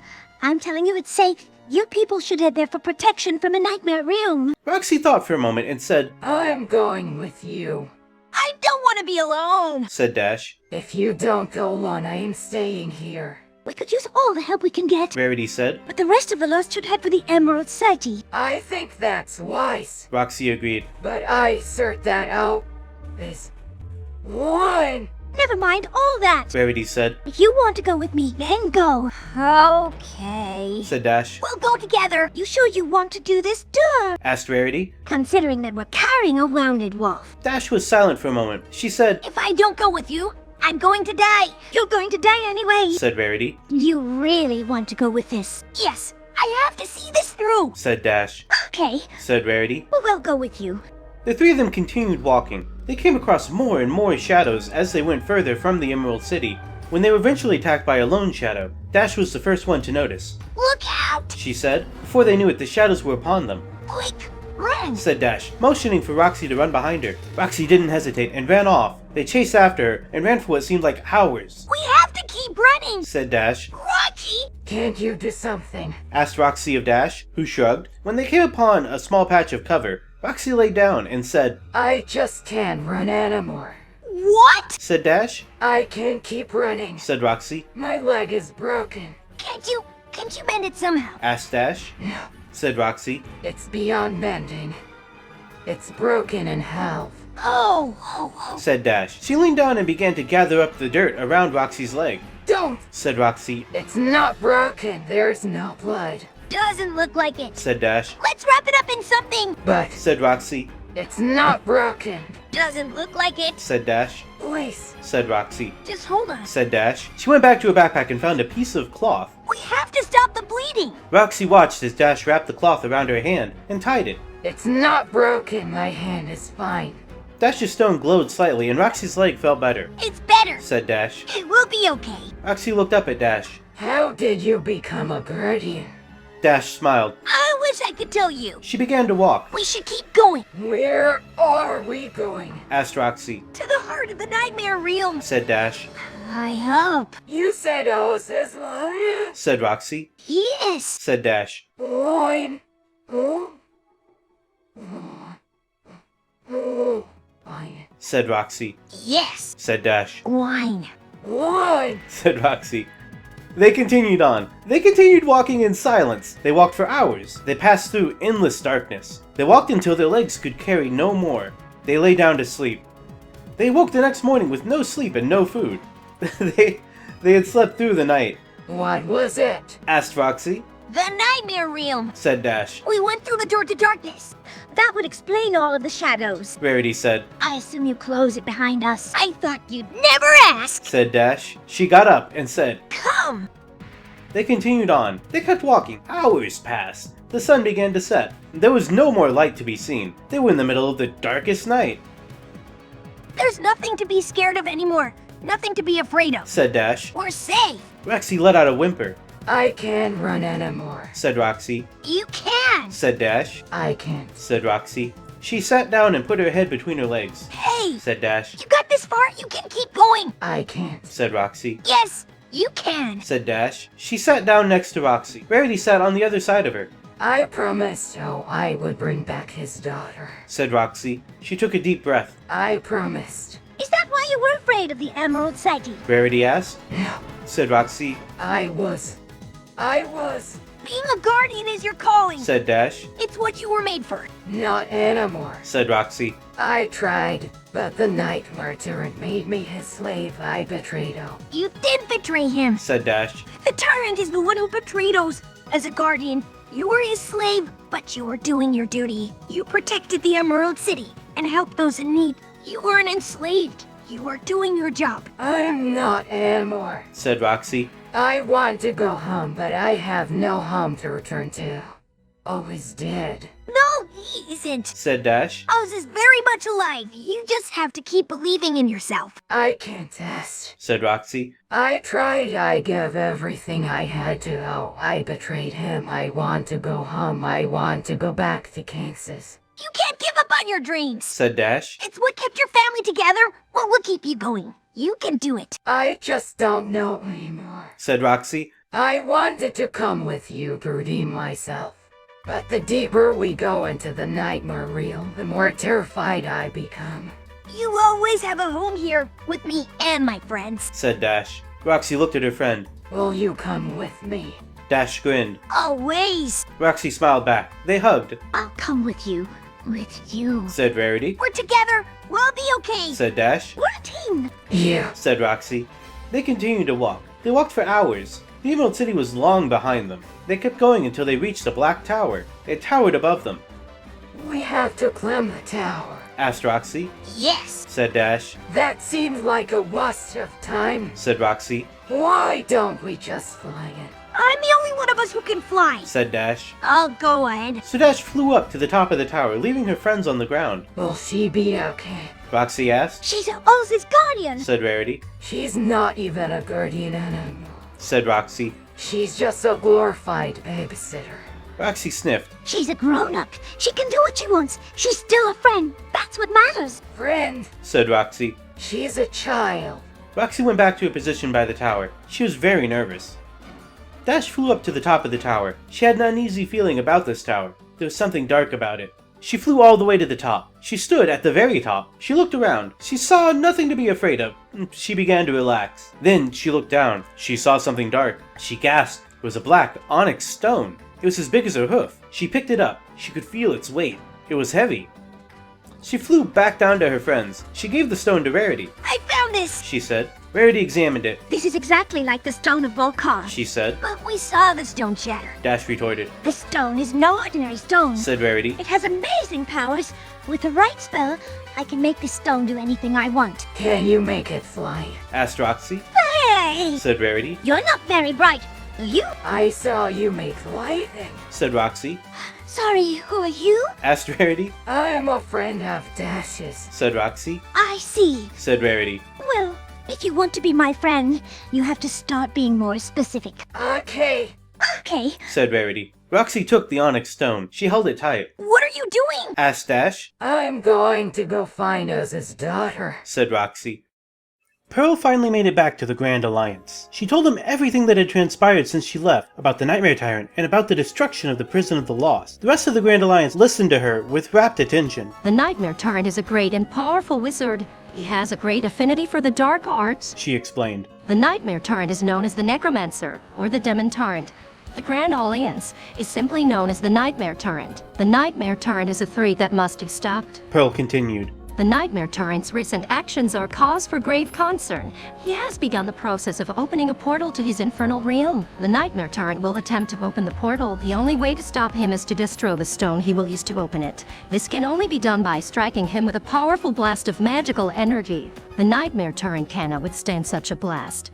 He is not a being of flesh and blood.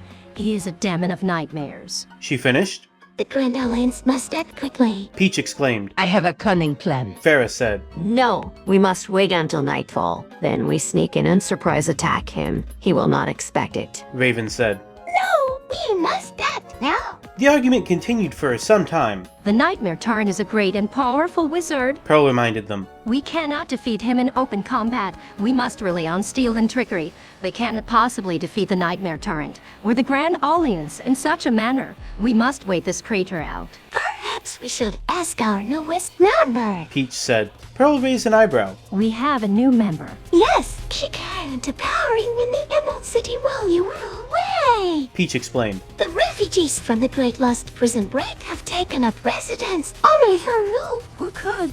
Pearl wondered when she saw the cloaked figure enter the room. Shadalot, I thought you were. A figment of your imagination. The Emerald Herald said. Or so I was told. And how do you come to be here? I am here with the power of the Emerald Key, the power of Oz, and the power of Volcar. The Emerald Herald said. Volcar. Pearl asked, raising an eyebrow. The great spirit who made Oz and gave him his power. She said. I see. Pearl said. So, welcome to the Grand Alliance. Peach said, shaking the Emerald Herald's hand. I'm sure we will all get along famously. The Emerald Herald smiled and nodded to the figure in the corner. This is Jelaine. She is an adept of water. Hail, Jolene, said Pearl. Pleased to meet you. Jolene said, nodding. We have much to discuss. Jolene smiled, nodded, and left the room. She is a very powerful magician, said Peach. She serves the honor. You should treat her with great respect. I will. Jelaine could solve our problem with the Nightmare Tyrant, said Farah. How? Pearl asked. She is a water adept. Perhaps she could destroy the stone of the Nightmare Tyrant, said Farah. That's a good idea, said Pearl. We will bring Jolaine to our side, said Farah. The Grand Alliance will be strongest with her on our side. This would be good, said Raven. I agree to this. Okay, said Peach. Jolene entered the room. She wore the robes of a water wizard. Jolene stood quietly, waiting for the group to speak. We have decided to bring you into the Grand Alliance, said Pearl. What makes you think I will help you? Jolene asked. the Stone of Volcar. Said Pearl. Why would I want that? Jolene asked. For your own reasons. Said Pearl. You will be invincible. All the more reason to help us. I'm not interested in being invincible. Said Jolene. I'm only interested in being powerful. I don't want to be the most powerful being on the face of the earth. I want to make sure no one opposes me. We will bring you with us as an advisor. Said Farah. The Grand Alliance needs all the help it can get. Jolene smiled, seemed to hesitate, and then nodded. Very well. She said. I accept. I will do my utmost to ensure your failure. Good. Said Pearl. Wait, that good? Asked Raven. Why did you do that? It's good because she's with us now. That's what's important. Said Pearl. I don't like being tricked. Said Jolene. You won't be tricked. Said Pearl. I never leave. Yes, but you see, I don't like to work with leers. Jolene said. Then we won't trick you. Said Pearl. Fine, I'll work with you. Said Jolene. Perfect. Said Pearl. Jolene smiled. I have one condition. She said. Anything. Said Pearl. I want to destroy the Emerald Key. She said. What? Asked Pearl. I don't like it and I would like to destroy it before I give it away. Jolene said. No way. Said Pearl. We need it to be able to travel safely. Not just for safety. Said Jolene. I want to make sure no one else can use it either. Then we won't give it to you. Said Pearl. Jolene sighed. Very well. She said. I will give you until tomorrow to prepare a way to destroy it. What, you want us to? Began Pearl. No, I want you to bring me the Emerald Key. Said Jolene. But? Began Pearl before suddenly bursting into laughter. You serious? She asked. The Emerald Cave, really? Yes. Said Jolene. Just get it for me. Jolene? Said Pearl, bursting into laughter again. Just because we're friends doesn't mean you can walk all over us. We are not your personal servants. Jolene smacked her. Just do it. All right. Said Pearl, still chuckling. We'll get the cave for you, but you better do something to help us before then, you know. Don't worry. Jolene left the room. The group began to speak among themselves. So, that's how we're going to go about this, said Raven. I've got a plan that should work. I'm a good fun, too, said Peach. We should work together on our plans so we don't end up fighting each other, said Farah. That's a good idea, said the Emerald Herald. The four of them planned their attack. They fell asleep that night thinking that they had at least one plan working in their favor. The next day they all gathered once again. I've got an idea, said Jolene. She stood at the head of a long table. Everyone went quiet. It's a little crazy, but I think it'll work. Let's hear it, said the Emerald Herald. Well, she said. I think if we are going to get the cave, we should destroy the Tin Woodman. What? Asked the Emerald Herald. Why? So the Tin Woodman won't be able to help the Nightmare Tyrant. That's why. But that's suicide, said the Emerald Herald. We'd be destroyed. Maybe, but if it doesn't work, we're dead anyway, said Jolene. We have a lot of Tin Woodmen left, said the Emerald Herald. Maybe we could build a bigger and better Tin Woodman. A good point, said Jolene. That's a good point, but I still think it's suicide. So do I. The group turned to see who spoke. A portal had opened up, and through it stepped Amethyst. Pearl's eyes widened. Amethyst? She asked. What are you doing here? I decided to help. But you always loathe our kind, said Pearl. That doesn't matter, I suppose, said Pearl. Amethyst glared at Jolene. Well, what are you waiting for? She asked. Get it over with. I have things to do. Jolene looked at Pearl. We'll still need your help, she said. Amethyst's eyes narrowed. I see. She said. Well, I'm sorry to say I can't help you. Why? Asked Jolene. As I'm sure you know, the Stone of Volcar was transformed by the Emerald City. Amethyst explained. I'm here to tell you now that a second stone has been found. What? Asked Jolene, shocked. I know this is going to sound strange, she said. But the stone is in the possession of an old friend of yours from your childhood. I don't know any such person, said Jolene. I am serious, said Amethyst. So am I, said Jolene. Jolene, it's Roxanne. She's looking for you. Jolene's eyes widened. Roxanne, she asked. Roxanne stepped through the portal and smiled. You're still here, she said, surprised. I knew you'd be here. I knew. We were just talking about you, said Jolene. That's great, said Roxanne. I am so glad you two are still friends. I really miss you. Rainbow Dash and Rarity followed her through the portal. What's all this about, Amethyst? Pearl asked. Amethyst cleared her throat. I'm afraid I have bad news. Oh no, said Jolene. Is it about the Nightmare Tyrant? Asked Rainbow Dash. I'm afraid so. He's coming here.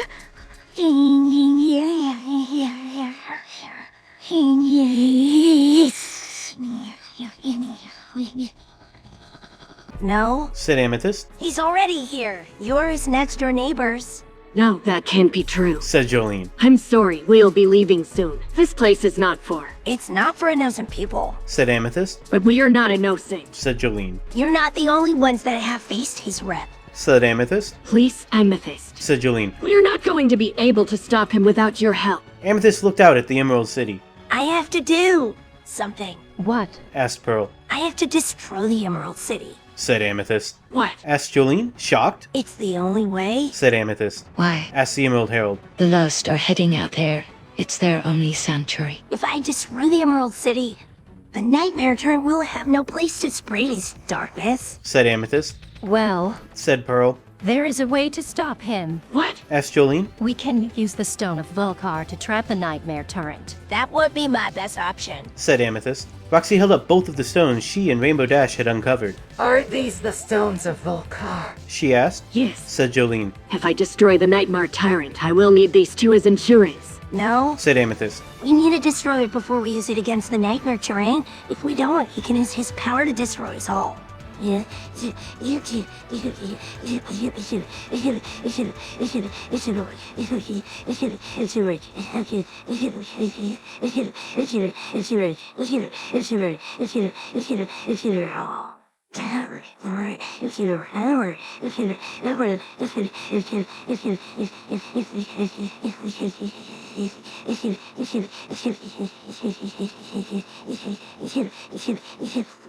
No. Said Jolene. I won't let that happen. Amethyst sighed.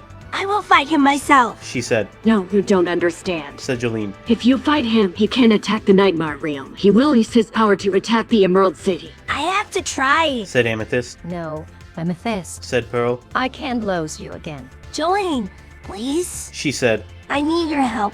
The Nightmare Turret must be stopped. I will not allow it. Said Jolene. Roxy stepped forward and said. I'm with the line on this one. We have to stop the Nightmare Turret.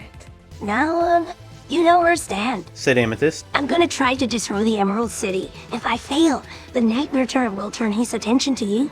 You will be destroyed, along with the Emerald City. Amethyst, have faith in Twilight and the others. Pearl said. They are working as we speak to weaken the Nightmare Turret. The four kings are putting their efforts into this coordinated attack. As powerful as he's become, even the Nightmare Turret can't just shrug all of them off. Amethyst sighed. If this goes tits up, don't blame me. She said. I don't intend to. Said Pearl. We need to stop the Nightmare Turret. Said Roxy. We'll do it together. No. Said Jolene. We don't need to do anything. All of this happened so quickly, we have time to get out of here. Just go. Jolene, I already abandoned you once. Roxy said tearfully. It's kept me awake with regret every night since. I will stand with you now. As your friend and your ally. No, I'm sorry. Said Jolene. You're on your own. I'm going home. Roxy looked at Jolene and said. You can't mean that. I do. She replied. Promise me you'll think about what I said, okay? Said Roxy. Jolene nodded. Okay. She said. Let's go. The group made their way back to the Emerald City. Along the way, they passed the gates of the Lost City. They saw refugees gathering at the gate. What's happening? Asked Amethyst. They're being evacuated. Said Pearl. Come on. The group entered the Lost City and walked among the refugees. They looked on with fear and uncertainty in their eyes. Have you come to save us? Asked one. No, we're here to destroy you. Said Amethyst. We won't let the Nightmare Turret hurt you. Said Pearl. The Lost began to protest, but were cut off by an order from the Emerald Herald. Stay calm. Said the Emerald Herald. The hero Jolene is here to save us. The Lost frowned. Jolene? Asked one. But she ran away. I brought her back. Said Pearl. That's not what I asked. Said the Lost. No, I'm sorry. Said Amethyst. You can't make promises you can't keep. The Lost sighed. Roxy stepped forward. Everyone, I'm a fellow lost like you. I believe in Jolene. Can you put your faith in me? Believing in her. There was a murmur of assent. What? Asked a Lost. We need to believe in Jolene. Said Roxy. If we don't, what are we worth? What are you on? Asked another Lost. Just ask the people around you to believe in Jolene. Said Roxy. The crowd seemed content, if still worried. Roxy looked to Jolene and smiled. Jolene nodded. The people seemed to forget their fear and uncertainty. Jolene walked among the people with the confidence of a hero. Roxy took her hand and Jolene nodded her approval. Jolene glanced at the Emerald Herald and said, I will not abandon my people again. We're not abandoning you, but we are going to have to fight the Nightmare Turret. Jolene smiled. Then let's kick his ass. A cheer went up through the Lost. Amethyst's eyes widened. She looked at Jolene with concern. What are you talking about? She asked. I'm talking about taking back the Emerald City. Said Jolene. I'm talking about saving everyone. Amethyst frowned and said, The Nightmare Tyrant will kill everyone. The only way to stop him is to beat him in battle. You know this. I know better than anyone. Said Jolene. And that's just what I intend to do. All of us together. The Nightmare Tyrant's armies teamed across the wasteland of the Nightmare Realm. Shadows, nightmares, and winkies. A coalition of malice, set to spread his influence. Bart Simpson watched them from afar, atop a plateau overlooking the scene. With him was the former King of the Silver River, now calling himself simply the King of Town. He had passed that title on to Bart, but now he was prepared to help Bart use the power that came with the position. Bart could feel the power coursing through him. It was so strong, he could almost taste it. He knew that soon he would have his chance to make the armies of the Nightmare Tyrant cower in fear. The Nightmare Tyrant's own dark trick rested on this army. His creatures, once simple shadows, now swarmed like a cloud above the ground. From it emerged his dreaded nightmares, the Tyrant's greatest weapon. From the shadows came his winkies, his shock troops. They wore dark armor and wielded short swords. A far cry from the shining blades of the 14th Army. Bart could feel the Tyrant watching him, the Nightmare Tyrant. The King of Town comforted him. Feel the peace of the Silver River in your heart, he instructed. It flows through every citizen of the kingdom. He reached into his robes and produced a small silver orb. He held it in his palm and spoke a few words. A beam of shining light lanced forth from his hand and struck the orb. It split in half, and the halves spiraled away, like two beams of light, one red and one blue. It vanished in a twinkle. Bart felt his heart race. He could hear the cackling of the Tyrant behind him. It is but a smaller, the Tyrant said. It can't do much. Bart's eyes darted back and forth, studying the army far below him. He could see his chance now to strike. He reached into his pocket and pulled out a golden coin, showing it to the King of Town. How much? Bart asked. The King of Town smiled. This will do. He produced a wooden box and dropped the coin into it. It clunked and rolled to a stop. Bart smirked and signaled to his sister in the distance. Lisa nodded and held out her hand, which bore the Ring of Solomon. The ring glinted with the reflection of the orb, and a portal opened up over the army. Barnabas! The King of Town shouted and waved his hand. Bart held up his arms, feeling the power of the Silver River in his heart, as he'd been told. It was a peaceful feeling, and Bart dreamt he was at the bottom of the ocean. A shark fin swam up to him and sucked him in. Then he was standing on the beach, right next to Lisa, the water lapping at the shore. Nice to see you, Barnabas! The King of Town said. Barnabas Lee, I've heard so much about you. Welcome to Solomon's Realm! The Silver River rushed forth through the portal, flooding the landscape and washing away the Nightmare Tyrant's armies. A mighty current surged through the land and washed away the shadows and the nightmares. The King of Town had a grin on his face. Now let's give them something to remember us by, he said. Let's give them something to really remember us by. And, without another word, Eda Clawthorn came through the portal, followed by Twilight Sparkle. The two equestrians rode a mighty tiger, while Bart, holding Lisa, stood by smiling. Look at us, he said. We're a real-life fairy tale. More of their allies came through the portal, just as they'd planned. What do you think? The King of Town said. Will they be able to help? I don't know, Bart said. I hope so. Bart looked at the darkening sky. I wonder what the Nightmare Tyrant is planning. The King of Town's eyes followed his gaze. I too wonder. Bart looked up at his sister as the portal closed. The Nightmare Tyrant had escaped in all the confusion, but they knew he must be in Castle Oblivion. You okay? Bart asked. Peachy King. Lisa said. Now what? Bart asked. Now what? Lisa asked. Now we gotta save the kingdom. Twilight, Eda, and the others approached them. So, if blood after all. Twilight said with a sigh. I can't say I'm surprised. Are you okay? Eda asked Lisa. You look like you've seen a ghost. I'm fine. Lisa said. Just a little tired is all. We should get going. Daphne said. There's not much time. Bart looked back at the portal. There was still a lot of confusion back there, but it was a start. He could get the attention of more people if he went back through there. Let's sneak back there and see what's going on. Okay, Eda said. The group returned to the portal, and this time Bart went first, carrying Lisa. When he looked back, the others followed, with Daphne last. Bart looked around. Okay, let's try to blend in, he said. Do something boring. Go help that guy over there. He nodded toward a nondescript soldier who had just entered the portal. We have to make sure no one saw us. The group moved over and helped the nondescript soldier.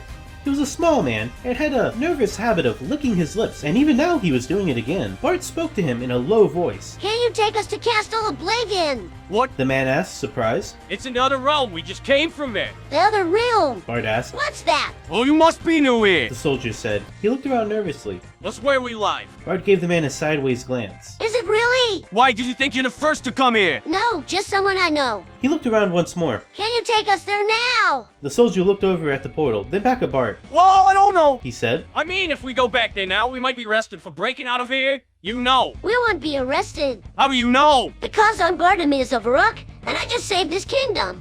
I'm the king of the Silver River. They wouldn't dare arrest me. The soldier looked at Bart's face. Excuse me, you're the king of the Silver River. That's right. What do you want to do? It's to castle Oblivion.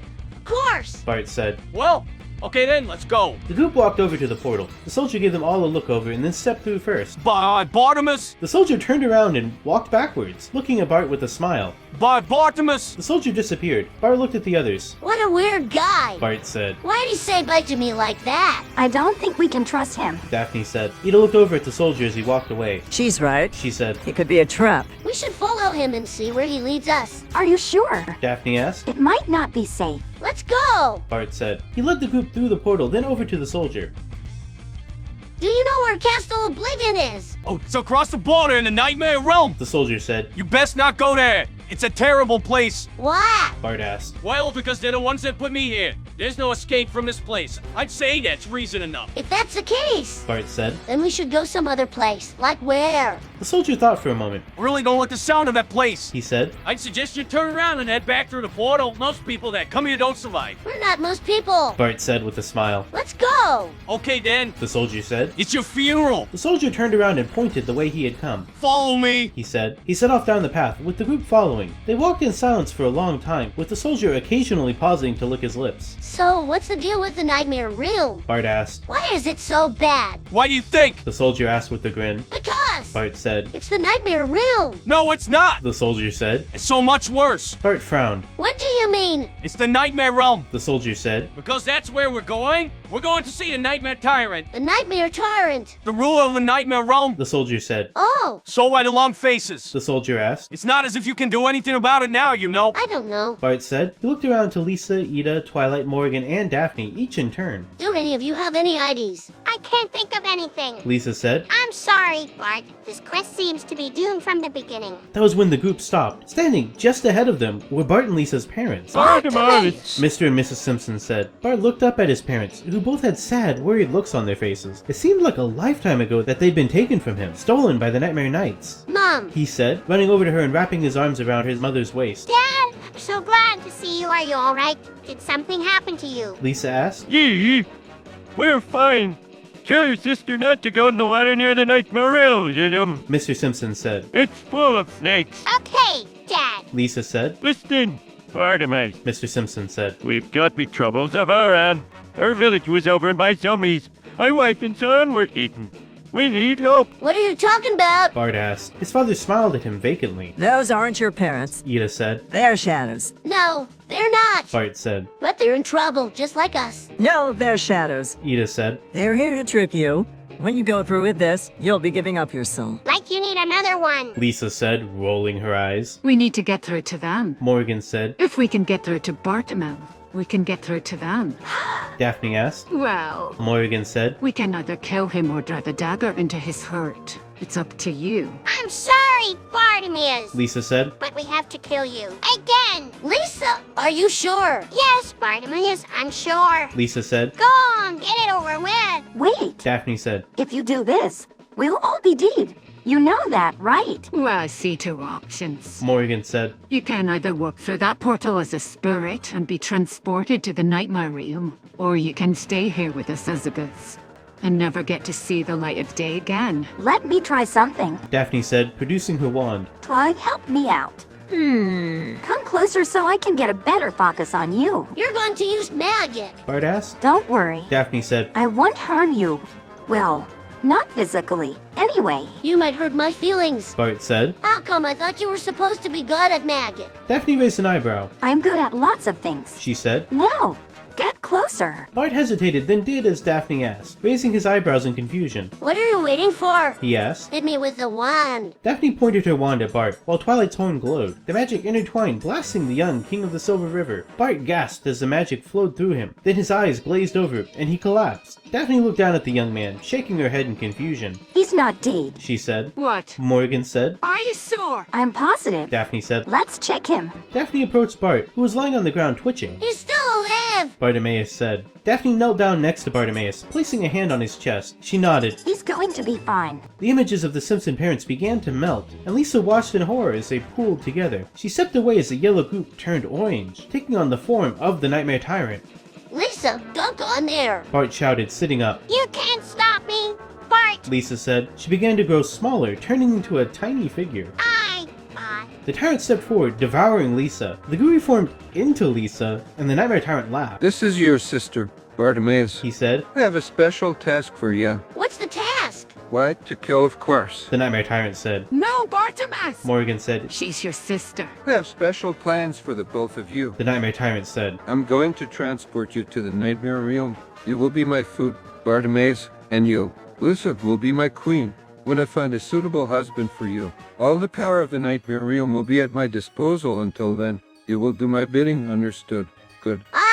I understand my fate. Bart said. But what about you, Lisa? I don't yet know mine. Lisa said. I'll find out soon enough. The Nightmare Tyrant stepped through the portal, and all of them stood there, staring into the swirling pitch blackness. It's going to be fine, Bartimaeus. Morgan said. I know. Bartimaeus said. I'll be right behind you. I love you, Bart. Lisa said, as she followed the Nightmare Tyrant through the portal. Bart lunged after her, and all three disappeared from sight. The soldier followed behind them, leaving Daphne, Twilight, Morgan, and Ida behind. Well, Morgan said. That was a waste of time. I'm sorry, everyone. Ida said. Don't be. Twilight said. We should probably be thinking of a way to kill Bartimaeus. I have an idea. Morgan said. And it's probably the only one we're going to get, so listen close. All right. Daphne said. Bartimaeus is a very dangerous human. Morgan said. I have an idea how to kill him. You do? Daphne asked. Not exactly. Morgan grinned. But almost. I don't get it. Ida said. It's simple, really. Morgan said. We just kill the kid, and then the Nightmare Tyrant can't do anything.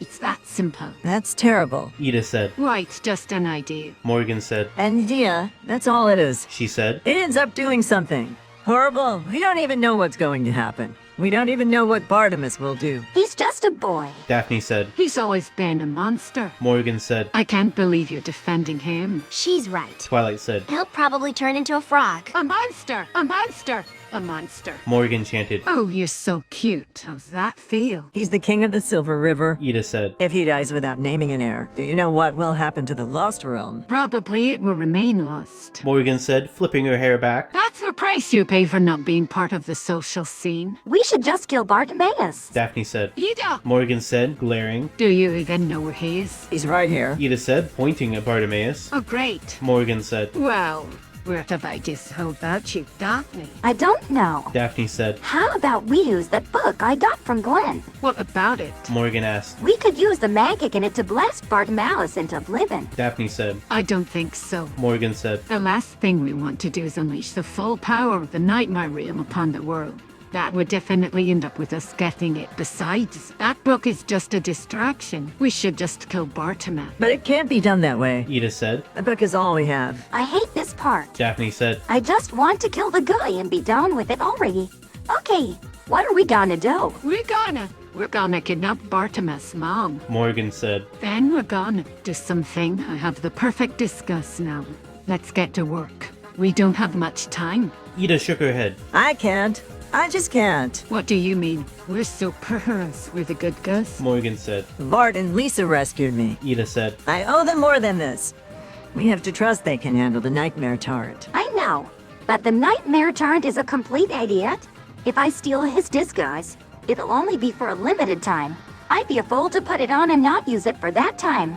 No, the only way I'm doing this is if I can put this disguise on without anyone knowing. That's simply not going to happen. I'm sorry. Then fine. Morgan said. But we do this my way. Daphne will be our new best friend. She'll be very convincing.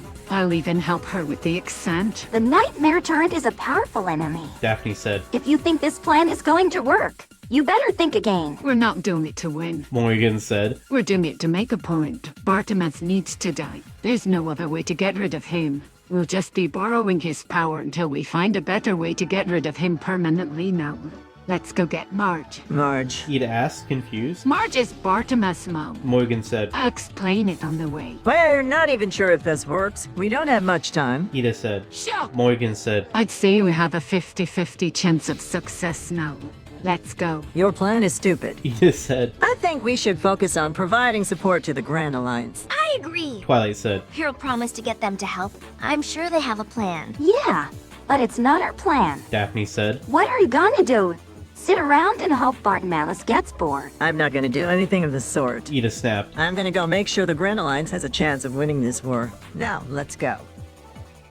A portal opened deep inside Castle Oblivion, and the Nightmare Tyrant pulled Lisa through it. Following behind them was Bart, concerned for his sister, and the soldier who led them to the Nightmare Tyrant in the first place. Waiting in the throne room were the Nightmare Lord, Frieza, and the head of the Nightmare Court, Blitz. Come on, Bartimaeus. I've been waiting for you. The Nightmare Tyrant said. I am prepared to fight you, Tyrant. The King of the Silver River said. Come near me and I will slit your sister's throat. The Nightmare Tyrant said. You won't be taking anywhere near me. Oh, but I will. The Nightmare Tyrant said. With a blood-curdling scream, the Nightmare Tyrant charged at Bartimaeus, who, in turn, charged at him, and they engaged in a fight to the death. What a shame. Such a strong child, and he will die so young. The Nightmare Tyrant said. The Nightmare Tyrant lunged at Bartimaeus. The King of the Silver River met the lunge with a single thrust of his sword. The sword's blade glimmered with the light coming from the Nightmare Tyrant's eyes. A small orb of light burned at the end of the blade. The Nightmare Tyrant screamed and recoiled from the sword, stumbling backwards. Little fool, you think you can slay the Nightmare Tyrant?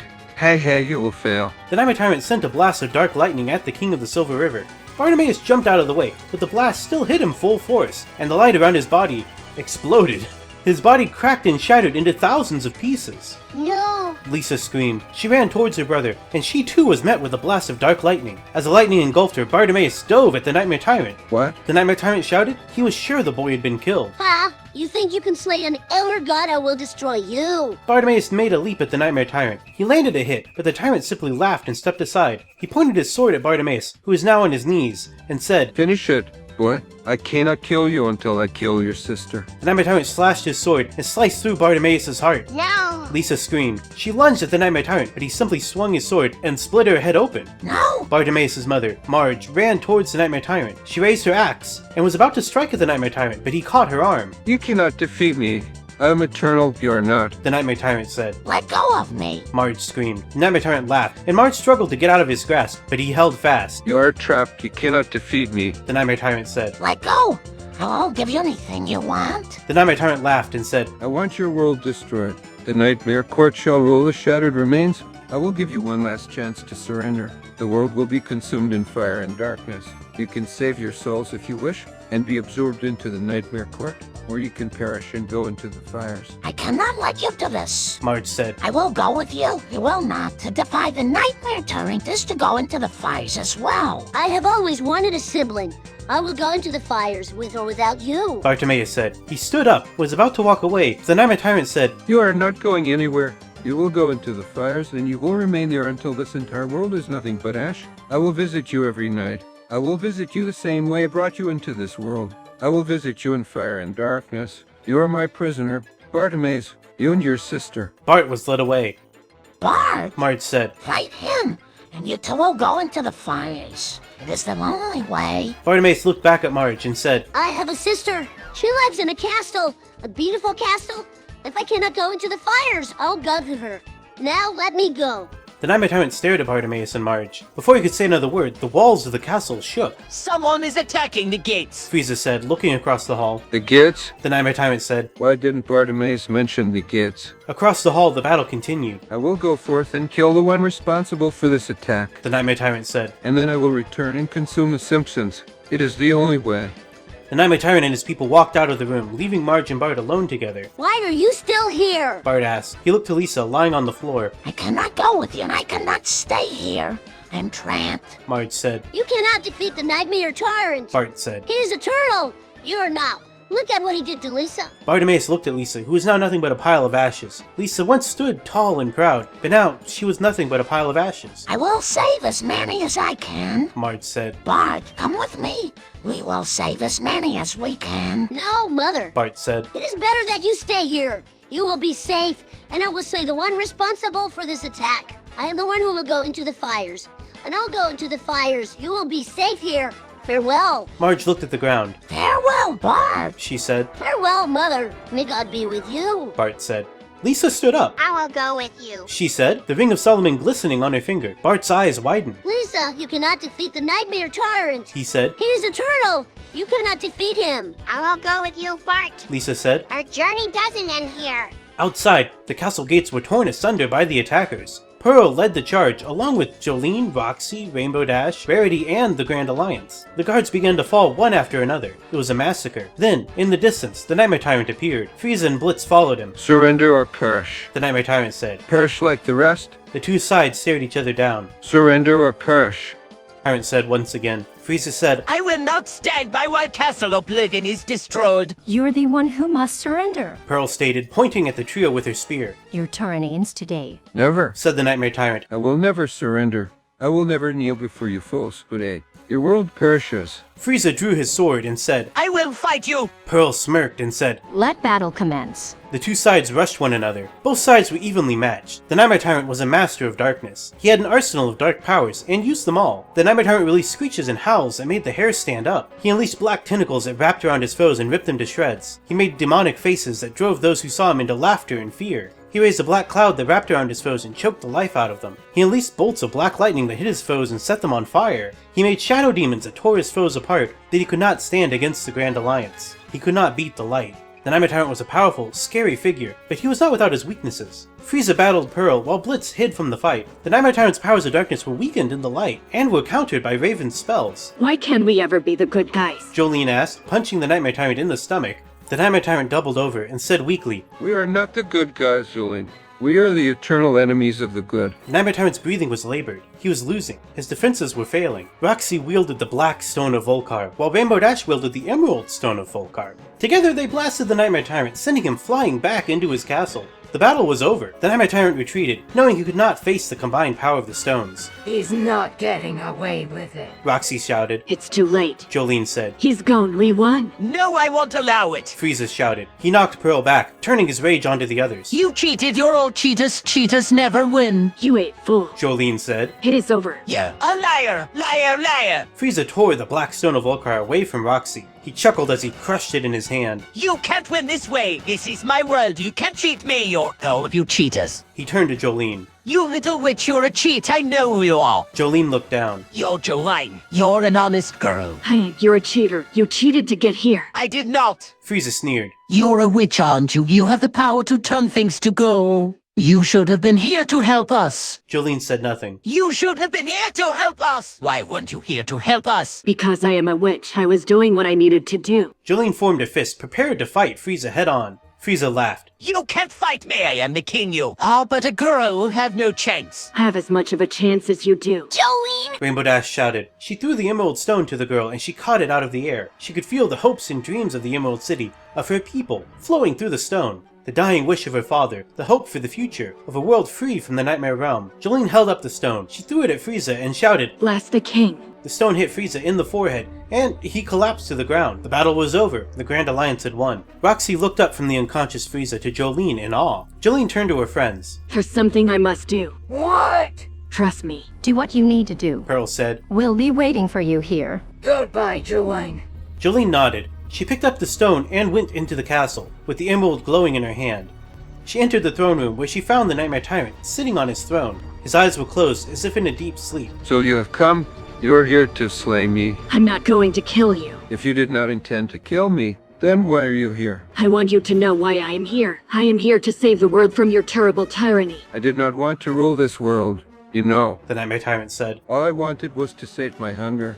But there's just not enough. I am so very hungry. I'm here to give you what you crave. Jolene said. What I crave? The Stone of Volcar. The Nightmare Tyrant smiled and said. Such a powerful wish. An impossible wish. What do you know of it? Little girl, you don't even look to be a quarter of my size. I do. Jolene said. Then you must know what I need in order to regain my full power. Little girl, what I need is a drop of your blood. Jolene offered her left arm. A drop of my blood? She asked. Yes, such a powerful wish as yours must have its price. I don't think you have the power to grant it, Jolene said. The Nightmare Tyrant smiled. There are more on their way, aren't there? He said. I've made so many enemies. Yes, there's no left who are loyal to you. The Nightmare Tyrant looked to the west. There's one. I wish to speak with him. I want to show him my new discoveries. I would show him my new power. He is the one I will call to grant my wish. I will give him the Stone of Valkar, and I will grant him other great gifts as well. The Nightmare Tyrant stood. I have no need of this stone. You are dismissed. Little girl, watch out for my newfound Ollies.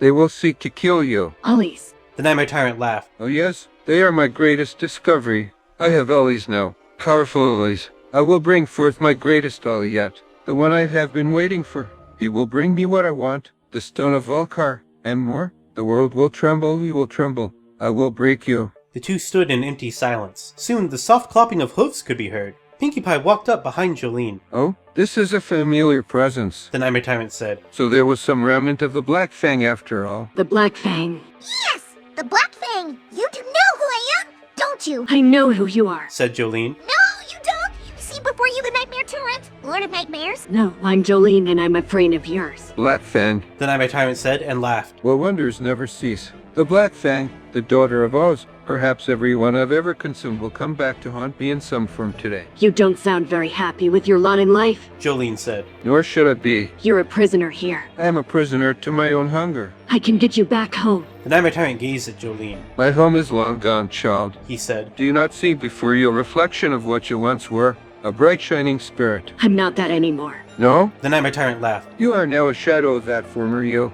A shadow of what could have been. You are not fit to rule over anything. You are not fit to even exist. You are nothing, Jolene. You are not even a threat to me anymore. You are simply a memory of what could have been. I'm not going to let you get away with this. The Nightmare Tyrant shrugged. What can you do? I can fight you, Jolene said. Fight me, go on, try to kill me. See if you can kill the Nightmare Tyrant, the greatest of all tyrants. I would never try to kill you. Oh, you would try and you would try and you would try. You would spend a millennia trying to kill me, and all to no avail. Maybe not, but she has weakened you. Rang out a new voice, the voice of the Nightmare Queen.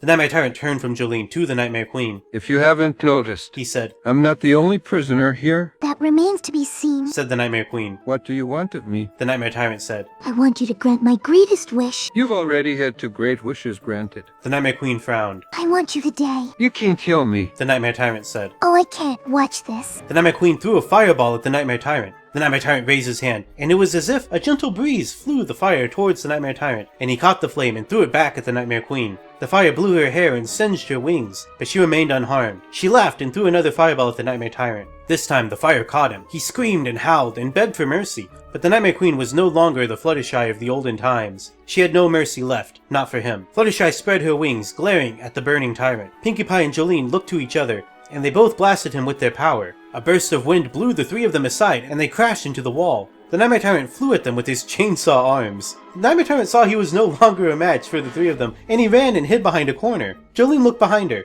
See, she said. I told you I could get you home. You can't kill me, the Nightmare Tyrant said. Maybe not, Fluttershy said, approaching his hiding place. But I can do what you've done to so many others. The Nightmare Tyrant cowered before her. No, please, don't. I beg of you. The Nightmare Queen inhaled deeply. What was left of the Nightmare Tyrant drifted from him, and it was as if he was just smoke in the wind as she swallowed his essence into herself. You can't kill me, the Nightmare Tyrant said. I'm the one who can get you home. You are not fit to rule over anything, the Nightmare Queen said. Jolene and Pinkie Pie watched on as the Nightmare Tyrant was consumed by Fluttershy.